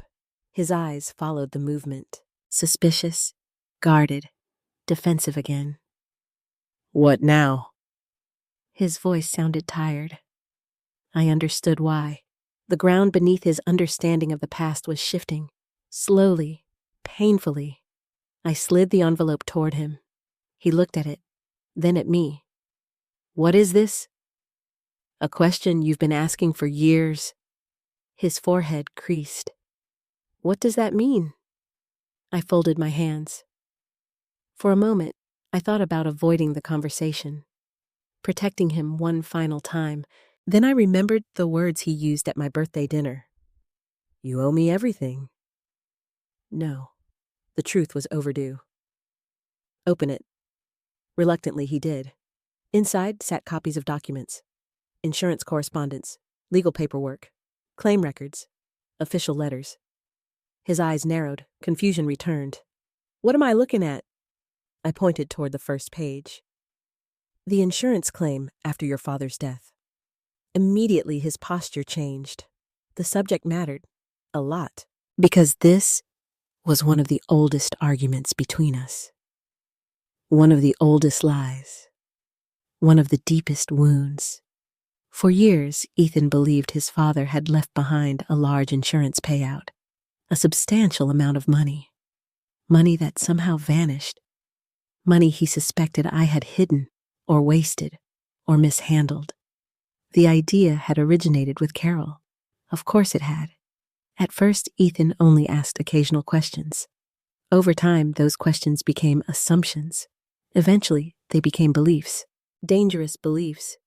The kind that quietly reshape entire relationships. I watched him read. One page, then another, then another. The confidence slowly drained from his face. What is this? His voice sounded smaller now. The truth. I pointed toward a specific document. The insurance company denied the claim. His eyes widened. No. Yes. He quickly flipped through additional pages, looking for contradictions, looking for mistakes, looking for anything that would preserve the story he'd believed for years. He found nothing, because there was nothing to find. The evidence was clear. The claim had been rejected, technical issues, coverage disputes, legal complications. Whatever the reason, the result remained the same. No payout, no fortune, no hidden money, nothing. The room felt frozen. Melissa covered her mouth. She clearly hadn't known either. Richard quietly observed. Saying nothing, allowing the documents to speak for themselves. Finally, Ethan looked up. His face had gone pale. Grandma said... Then he stopped, because for the first time in his life, he seemed uncertain about what Carol had told him. I nodded slowly. I know what she said. He looked back down at the paperwork. Again and again, as though repetition might somehow change reality. It didn't. The truth remained stubbornly unchanged. No insurance money, no hidden inheritance, no secret fortune. Only a struggling widow trying to survive. Only a mother doing everything she could. For several long seconds, nobody spoke. Then Ethan whispered something I never expected to hear. Not yet. Not this soon. You really didn't get anything. The question broke my heart, because it revealed just how thoroughly he'd believed the opposite. I looked directly into his eyes. No, Ethan. A pause. Then the truth that had defined 3 decades of my life. I got bills. The silence after my last sentence felt endless. I got bills. Nobody moved. Nobody spoke. Ethan continued staring at the insurance documents spread across the conference table. His hands remained frozen on the paperwork. For years, he had carried a version of the truth that made me the villain. A careless widow, a selfish mother. A woman who somehow squandered opportunities that should have belonged to him. Now those assumptions were beginning to collapse. And collapse is rarely graceful. It's messy, painful, disorienting, exactly like the expression on Ethan's face. Finally, he leaned back in his chair, slowly, as though the weight of everything he'd just learned had suddenly become physical. I don't understand.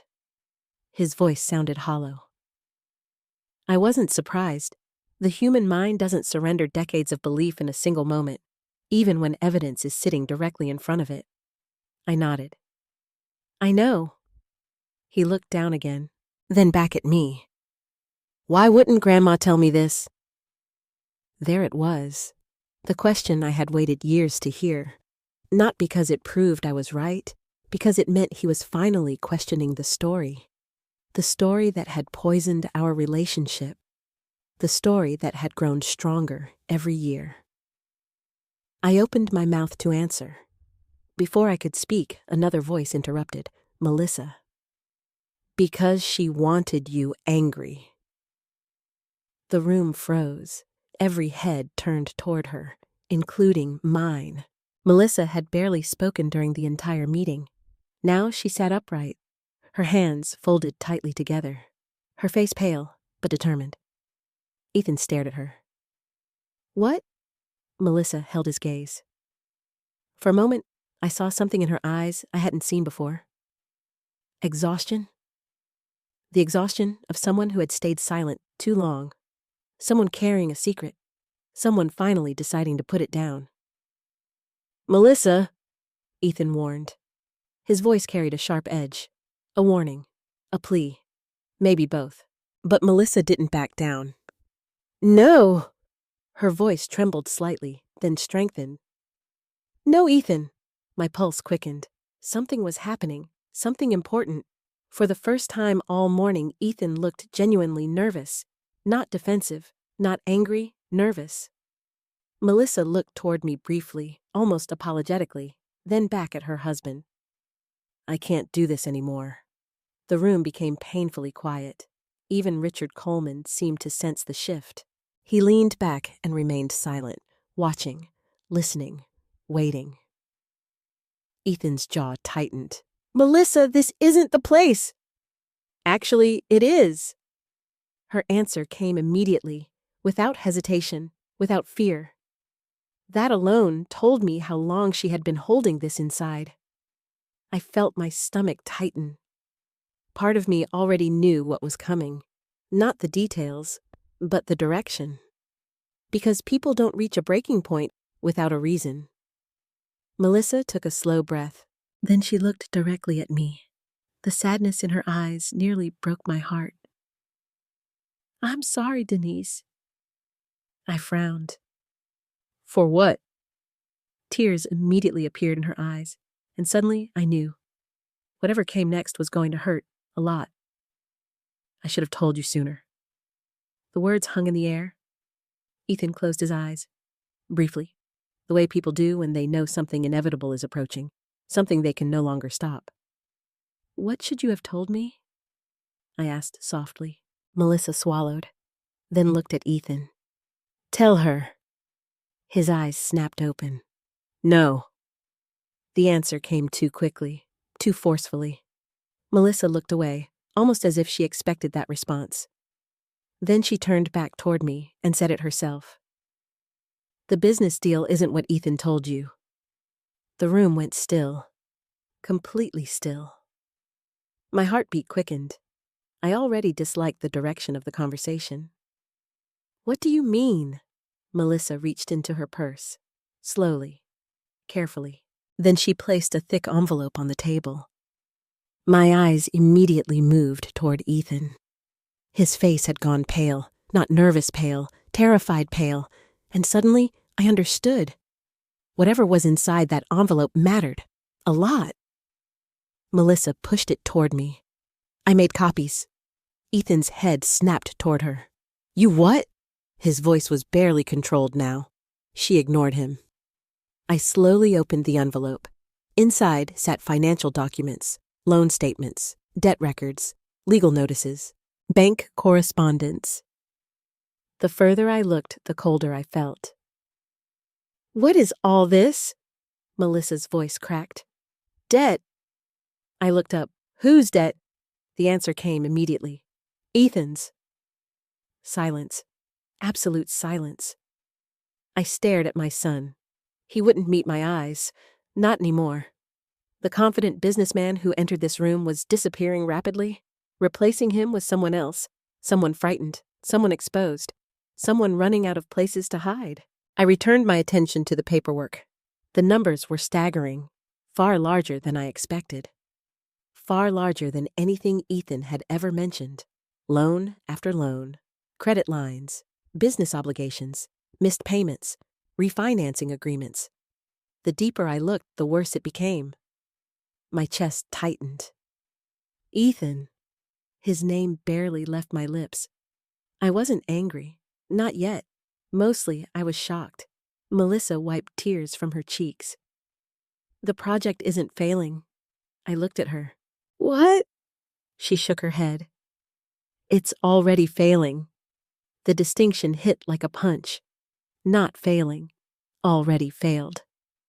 The room suddenly felt smaller, more suffocating, more dangerous.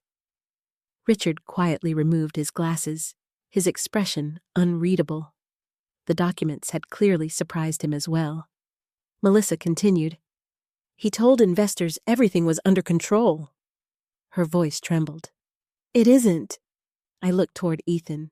Still no eye contact, still silence. The truth was speaking for him now. Melissa pointed toward several pages. These loans were taken out months ago. I turned the pages. Every document painted the same picture. Desperation, not growth, not expansion, survival. Ethan wasn't building something. He was trying to stop something from collapsing. And then I saw it. One particular document. My stomach dropped instantly.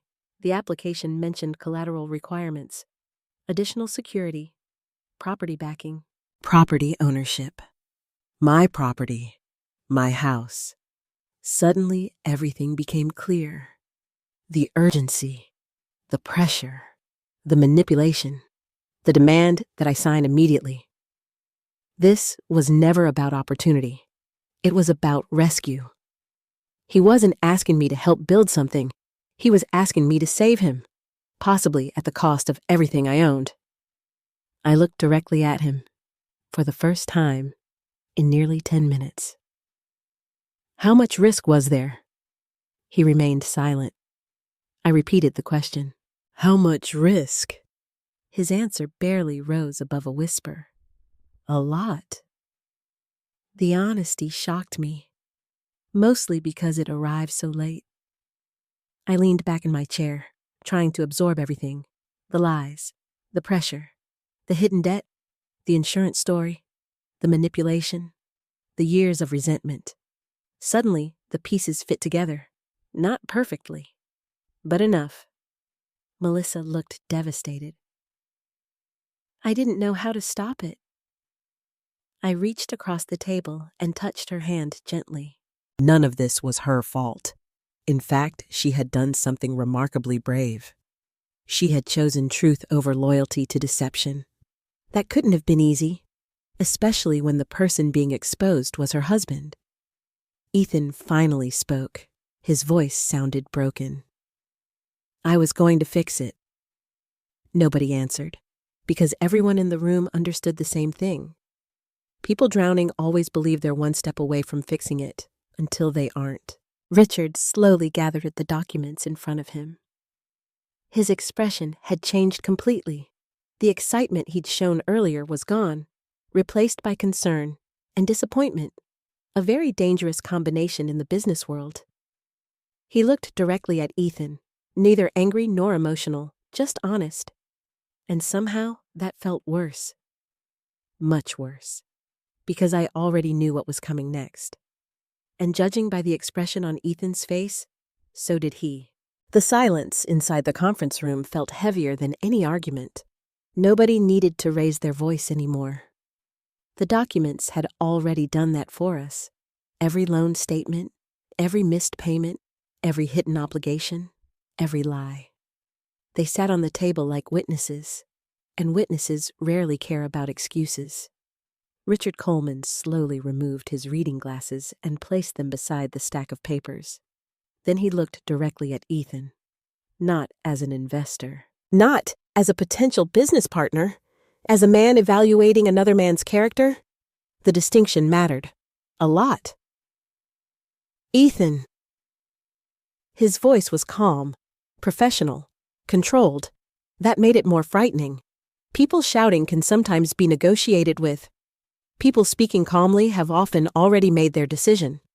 Ethan straightened in his chair, trying to regain some confidence, trying to recover control of a situation that had clearly slipped away from him. Richard, I can explain. Richard nodded politely. I'm sure you can. A pause. But explanations aren't what concern me.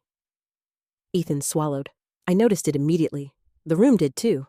Richard folded his hands. What concerns me is disclosure. No response. What concerns me is transparency. Still nothing. What concerns me is trust. Each word landed like a hammer. Slow, measured, unavoidable.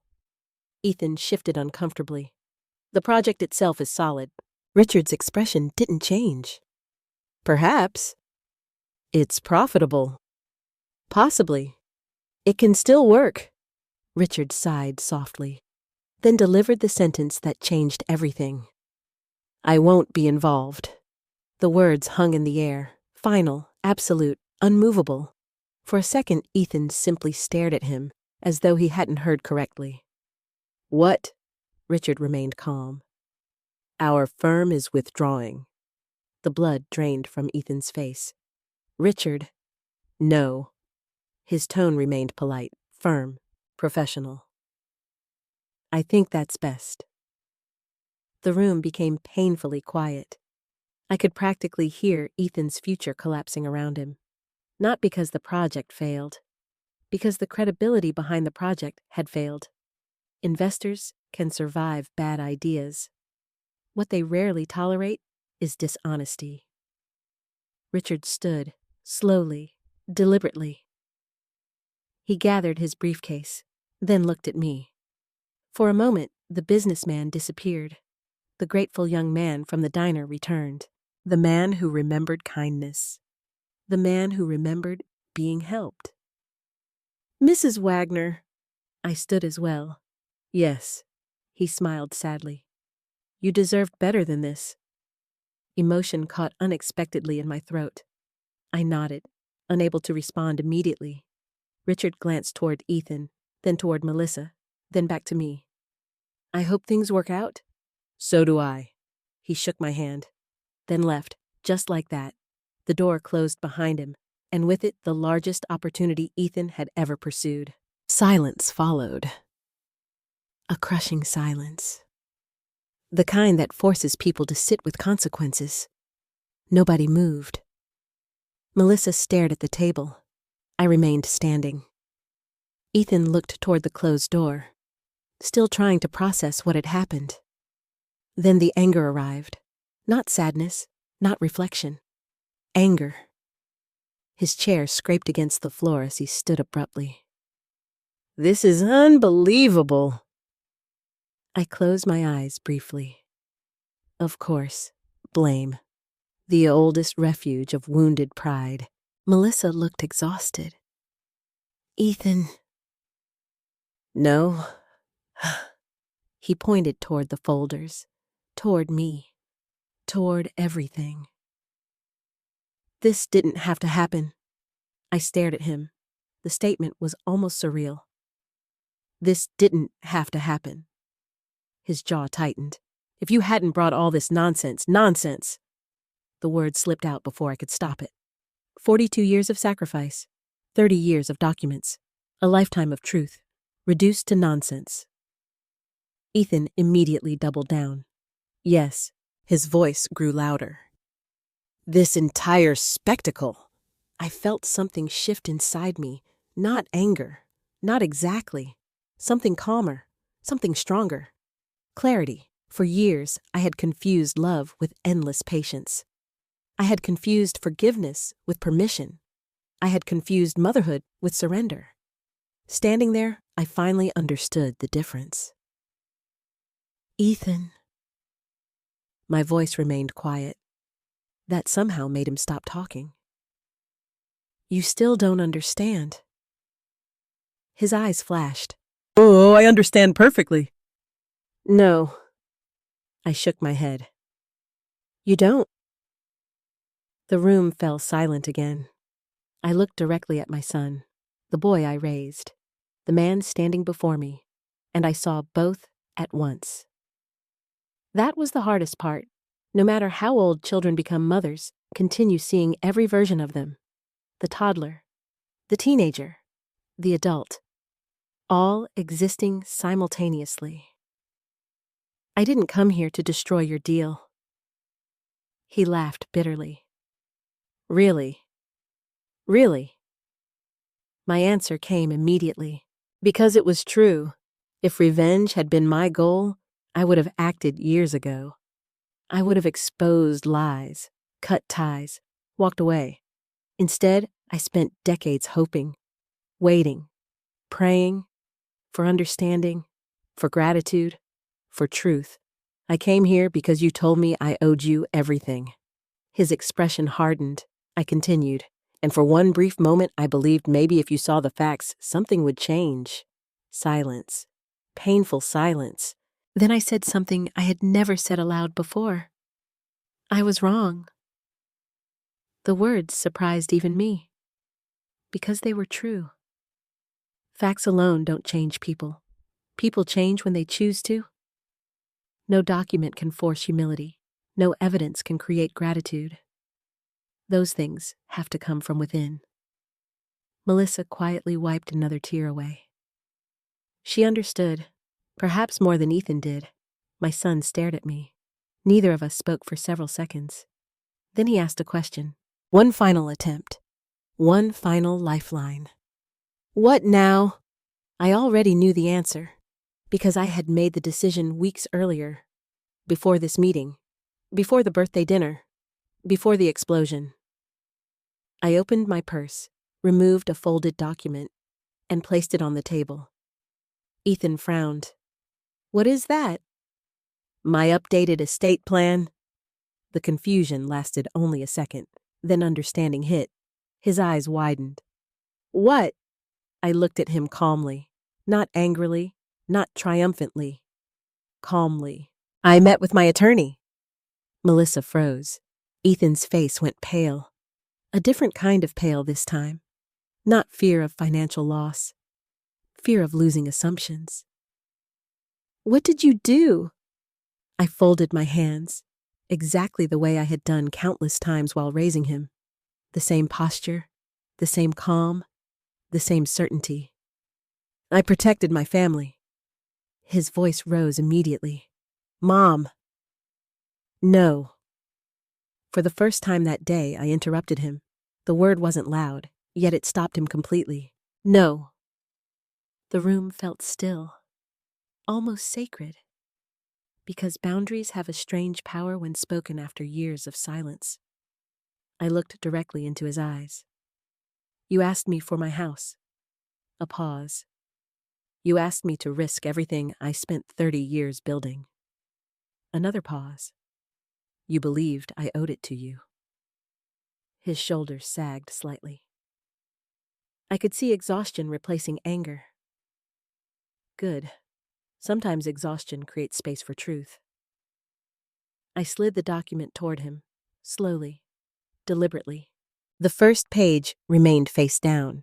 He hadn't read it yet, didn't know the details, didn't know what waited inside, only that everything was changing. And for the first time since entering that conference room, I felt something unexpected. Peace. Not because my son was suffering, because I was finally protecting myself. Because I was finally choosing honesty over appeasement. Because I was finally drawing a line, and on the other side of that line sat a new will, one that would change the future of my family forever. The conference room remained silent as Ethan stared at the document lying in front of him. My updated estate plan. 3 simple words. Yet they carried enough weight to stop every argument in the room. For several seconds, he didn't touch it, almost as if he already knew reading it would change something he wasn't ready to face. Finally, he picked it up, slowly, carefully.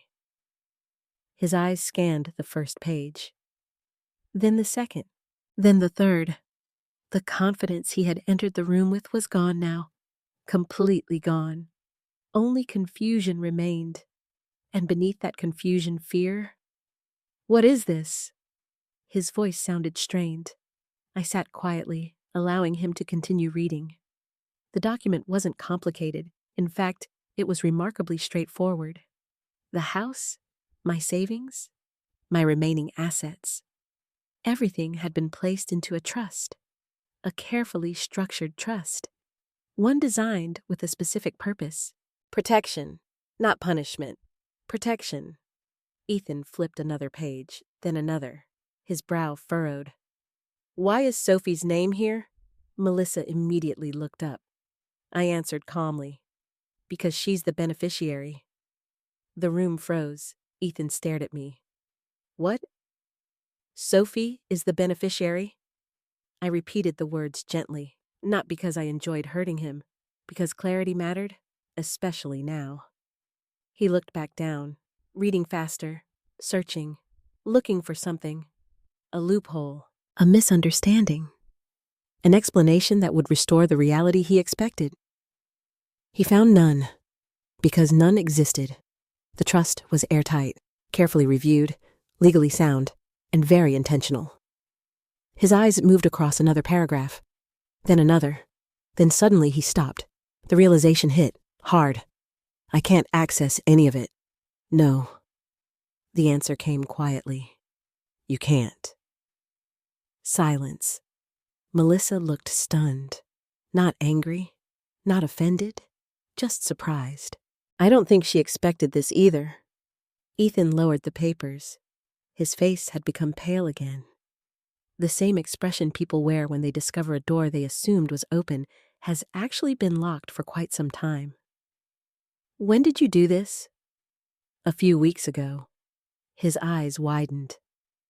A few weeks? I nodded. Before my birthday. Before the dinner. Before the confrontation. Before the demand for my house. Because the truth was something I hadn't shared yet. My decision wasn't a reaction. It wasn't revenge. It wasn't emotional. It was thoughtful, deliberate, necessary. I had spent months worrying, watching, observing, noticing changes, noticing entitlement, noticing assumptions. And eventually, I realized something painful. If something happened to me tomorrow, Ethan would inherit everything without learning anything. That thought frightened me, not because of the money, because of what it would reinforce. The belief that everything eventually belonged to him. The belief that sacrifice didn't matter. The belief that gratitude was optional. I couldn't leave that legacy behind. So I changed the plan. Ethan shook his head slowly. This is unbelievable. I said nothing. He continued reading. Then another detail caught his attention. The house stays in trust until Sophie turns 30. Yes. His eyes narrowed. 30. Yes. The answer remained steady, because I had thought carefully about every condition, every safeguard, every boundary, the trust provided for Sophie. Education, healthcare, housing assistance, life opportunities. But it prevented anyone from draining the assets for personal gain, including Ethan. His voice grew sharper. So you don't trust me? The question hung in the air. Painful, honest, and far more important than the financial details. I took a deep breath, then answered truthfully. Right now, a pause. No. The words hurt, both of us. I could see it, because no mother dreams of saying that to her child. No mother hopes for that moment, yet honesty demanded it. Ethan looked away, his jaw clenched. I continued. You asked me to risk my home without telling me the full truth. Silence. You hid debt. Silence. You pressured me. Silence. You believed I owed you something. Still silence. I leaned forward slightly. Trust isn't destroyed in one day. His eyes slowly returned to mine. It's destroyed one decision at a time. The room remained quiet. Nobody argued. Nobody disagreed, because the statement was obviously true. Melissa looked down, perhaps remembering her own experiences, her own disappointments, her own discoveries. Eventually, Ethan lowered his eyes. The anger seemed to be fading, not disappearing, just losing strength, and beneath it, something else was emerging. Something more uncomfortable. Shame. I recognized it immediately. Because shame doesn't scream, it doesn't attack, it withdraws. It makes people quieter, smaller, less certain. I watched it settling over him now. For the first time all day, he seemed less interested in defending himself and more interested in understanding. Not completely, but enough. Then he asked a question, one I wasn't expecting. What happens to me? The vulnerability in his voice caught me off guard, not because of the words, because of the emotion behind them. For the first time, he sounded less like an angry businessman and more like the frightened little boy I once knew. I looked at him carefully, then reached into the remaining folder. The last folder, the folder that started everything, the folder of unpaid bills. I placed it gently in front of him. His eyes followed the movement. What is that? You know what it is. His shoulders sagged slightly. The folder looked different now. Earlier, it represented confrontation, evidence, conflict. Now it represented something else. Opportunity, a chance to understand, a chance to heal, a chance to grow. I slid it toward him. A few inches, not dramatically, just enough. Take it. His eyes widened. What? Take it. He looked confused, almost suspicious. Why? I smiled sadly, because the answer mattered more than any trust document, more than any inheritance, more than any financial asset. Because it's yours. Silence. I touched the folder lightly. These are the bills you never paid. His face tightened. I continued before he could respond. Not with money. A pause. With understanding. Another pause. With truth. The room felt strangely emotional, even peaceful. Melissa quietly wiped another tear from her cheek. I wasn't sure when she started crying again. Maybe she wasn't either. Ethan stared at the folder for a long time. Then he finally asked the question I had hoped for. The question that mattered. Not about money, not about inheritance, not about property, about meaning. What am I supposed to do with it? I smiled softly. Because after everything that happened today, he still didn't understand one thing. I had never wanted repayment. Not a single dollar, not a single cent. I looked directly into his eyes and gave him the only answer that mattered. Read it. A long silence followed. Then I stood, gathered my purse, and prepared to leave. The meeting was over. The arguments were over. The evidence had been presented. The boundaries had been established. Everything else belonged to Ethan now. The documents, the truth, the choices, the consequences. As I walked toward the door, I paused, then turned back one final time. My son sat alone staring at the folder. The same folder he once dismissed. The same folder he thought contained paperwork for my house. Now it contained something far more valuable. The story of a mother's sacrifices. And whether that story would change him was no longer my responsibility. It was his. The first week after the meeting was strangely quiet. No phone calls, no text messages, no unexpected visits. Nothing. After years of conflict, I should have enjoyed the peace. Instead, it felt unsettling, like standing outside after a storm and wondering whether another one was coming. Every morning, I found myself looking at my phone. Not because I expected an apology, because part of me still worried about Ethan. That never goes away, no matter what happens, no matter how old your children become. A mother's concern survives things that would destroy most other relationships. I continued my normal routine. Church on Sunday, coffee with neighbors on Tuesday, volunteer work at the community center on Thursday. Life moved forward, at least on the surface, but underneath, something had changed.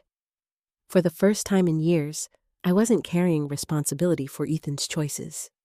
That realization felt strange, almost uncomfortable. I had spent decades solving problems, fixing mistakes, protecting him from consequences. Now I wasn't, and I wasn't entirely sure who I was without that role. About 10 days after the meeting, Melissa called. Her voice sounded tired, but calmer than before. "Hi, Denise." "Hi, sweetheart." We talked for a few minutes about ordinary things: weather, church, Sophie's school. Neither of us mentioned Ethan, not immediately. Eventually she did. "He's reading them." I knew exactly what she meant. The folders, the bills, the letters, the receipts, the evidence. Every piece of history I had placed in front of him. I sat quietly, listening. "He stays up late." Her voice softened. "Sometimes until 2 or 3 in the morning." A strange sadness settled over me. Not satisfaction. Sadness. Because I knew what those documents contained, and I knew what it must feel like to discover your entire understanding of the past was incomplete. "He doesn't say much." I nodded, even though she couldn't see me. "That doesn't surprise me." Melissa hesitated, then added something unexpected. "He went to see Carol." My grip tightened slightly around the phone. "What?" "He drove to her house." My heart skipped a beat. For decades, Ethan had accepted Carol's version of events without question.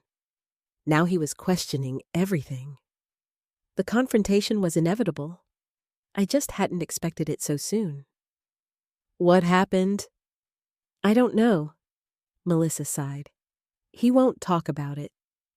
That answer worried me more than if she'd described an argument. Silence often means something important happened, something painful, something transformative. After we hung up, I sat in my living room for a long time, thinking, remembering, praying, not for victory, not for vindication, for healing. Those aren't the same thing. Many people confuse them. Healing isn't about proving someone wrong. Healing is about helping people see clearly enough to move forward. 3 weeks passed, then 4. Still no call from Ethan. Part of me began accepting the possibility that this might be permanent, not because he hated me, because shame creates distance. Sometimes people avoid those they've hurt because facing them means facing themselves. I understood that, even if it hurt. Then one rainy Thursday evening, everything changed. I was reading in the living room when I heard a knock at the front door. Nothing unusual about that, except for the time. Nearly 8 o'clock. Most visitors came earlier. I set down my book, walked to the door, and froze. Ethan stood on the porch. Alone. The sight shocked me. Not because he was there, because of how he looked. The confident businessman was gone. The angry son was gone. Even the defensive man from the conference room was gone. In their place stood someone who looked exhausted, emotionally exhausted. His shoulders slumped. His eyes looked tired. Older, somehow. For several seconds, neither of us spoke. Rain fell softly behind him. Finally, he cleared his throat. "Hi, Mom." The words sounded uncertain, like he wasn't entirely sure he deserved to say them. I opened the door wider. "Hi, Ethan." Another silence. Then he held up the folder. The folder. The same folder I had handed him weeks earlier. The edges were worn now. Used, read, studied, understood. At least partially. I finished it. My throat tightened, not because of the folder, because of what it represented. The effort, the willingness, the choice to keep reading. I stepped aside. "Come in." He entered slowly. The house felt different with him inside. Not better. Not worse. Just different. Older wounds have a way of filling rooms. We sat in the kitchen. The same kitchen where he had demanded my house. The same kitchen where he told me I owed him everything. Now neither of us knew exactly what to say. Eventually, Ethan spoke first. "I went through every page." I nodded. He looked down at the table, then back up. "There were things I didn't know." A painful understatement. I said nothing. He continued. "The hospital bills." His voice cracked slightly. The ring. A pause. The field trips. Another pause. The mortgage notices. I watched him carefully. The anger was gone, completely gone. Only grief remained. Grief for lost understanding. Grief for wasted years. Grief for things that couldn't be undone. Then he said something I never expected. Not because it was impossible, because I had stopped hoping to hear it. I was wrong. The words settled between us. Simple, powerful, honest. I closed my eyes briefly, not out of relief, out of emotion, because genuine accountability is rare, especially when it costs something. And this clearly cost him. A lot. Ethan looked away. I thought I knew the story. His voice sounded distant, ashamed. Grandma spent years telling me things. I remained quiet. He continued. After the meeting, I went to see her. There it was, the conversation I'd been wondering about. I waited. His eyes lowered. She admitted some of it. My chest tightened. Some of it. That was enough. Enough to confirm what mattered. Enough to force him to confront reality. Ethan rubbed his forehead. I don't know why I believed it for so long. I understood. People trust the stories they're raised with, especially when those stories explain pain. The truth is often harder, more complicated, less satisfying. Then he looked directly at me, for the first time all evening, and I saw tears in his eyes. Real tears, not self-pity, not frustration, regret.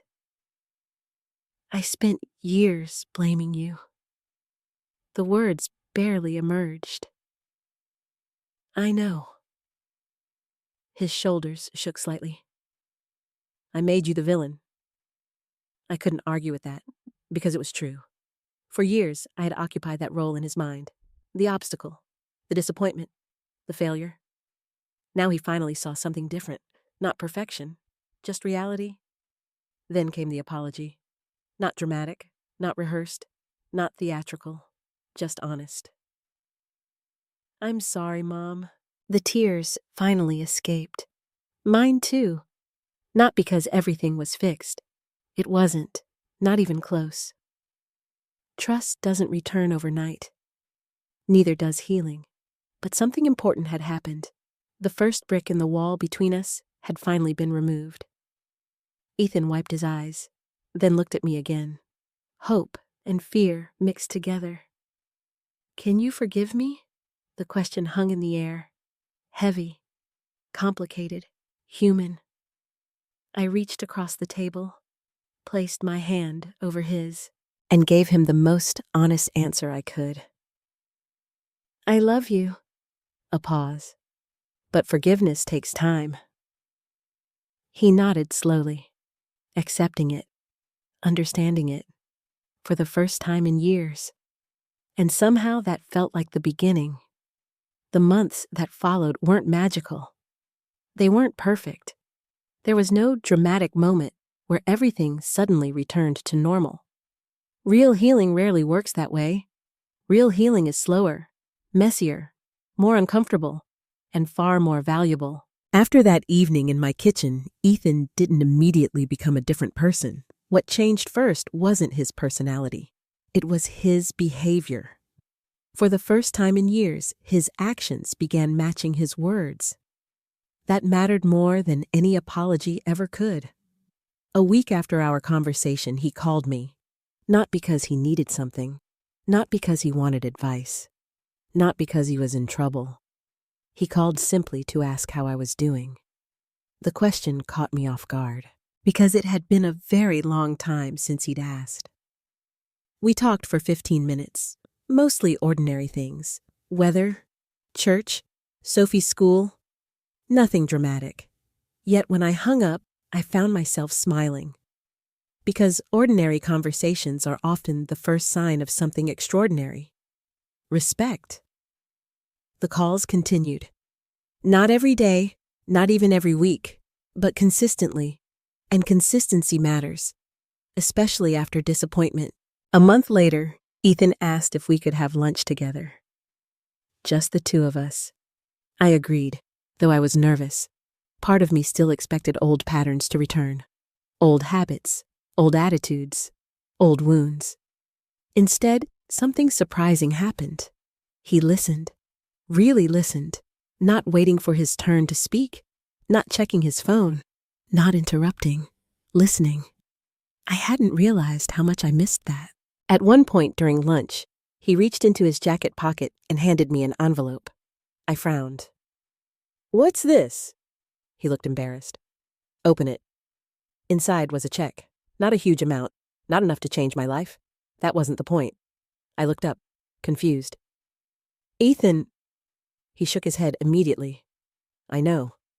His voice was soft. "I can't repay everything." A painful smile appeared. Nobody could. I felt tears forming, not because of the money, because of what it represented. Understanding. For the first time he understood. Not completely, not perfectly, but enough. The check wasn't repayment, it was acknowledgement, and acknowledgement can heal wounds that money never could. I folded the check and placed it back inside the envelope.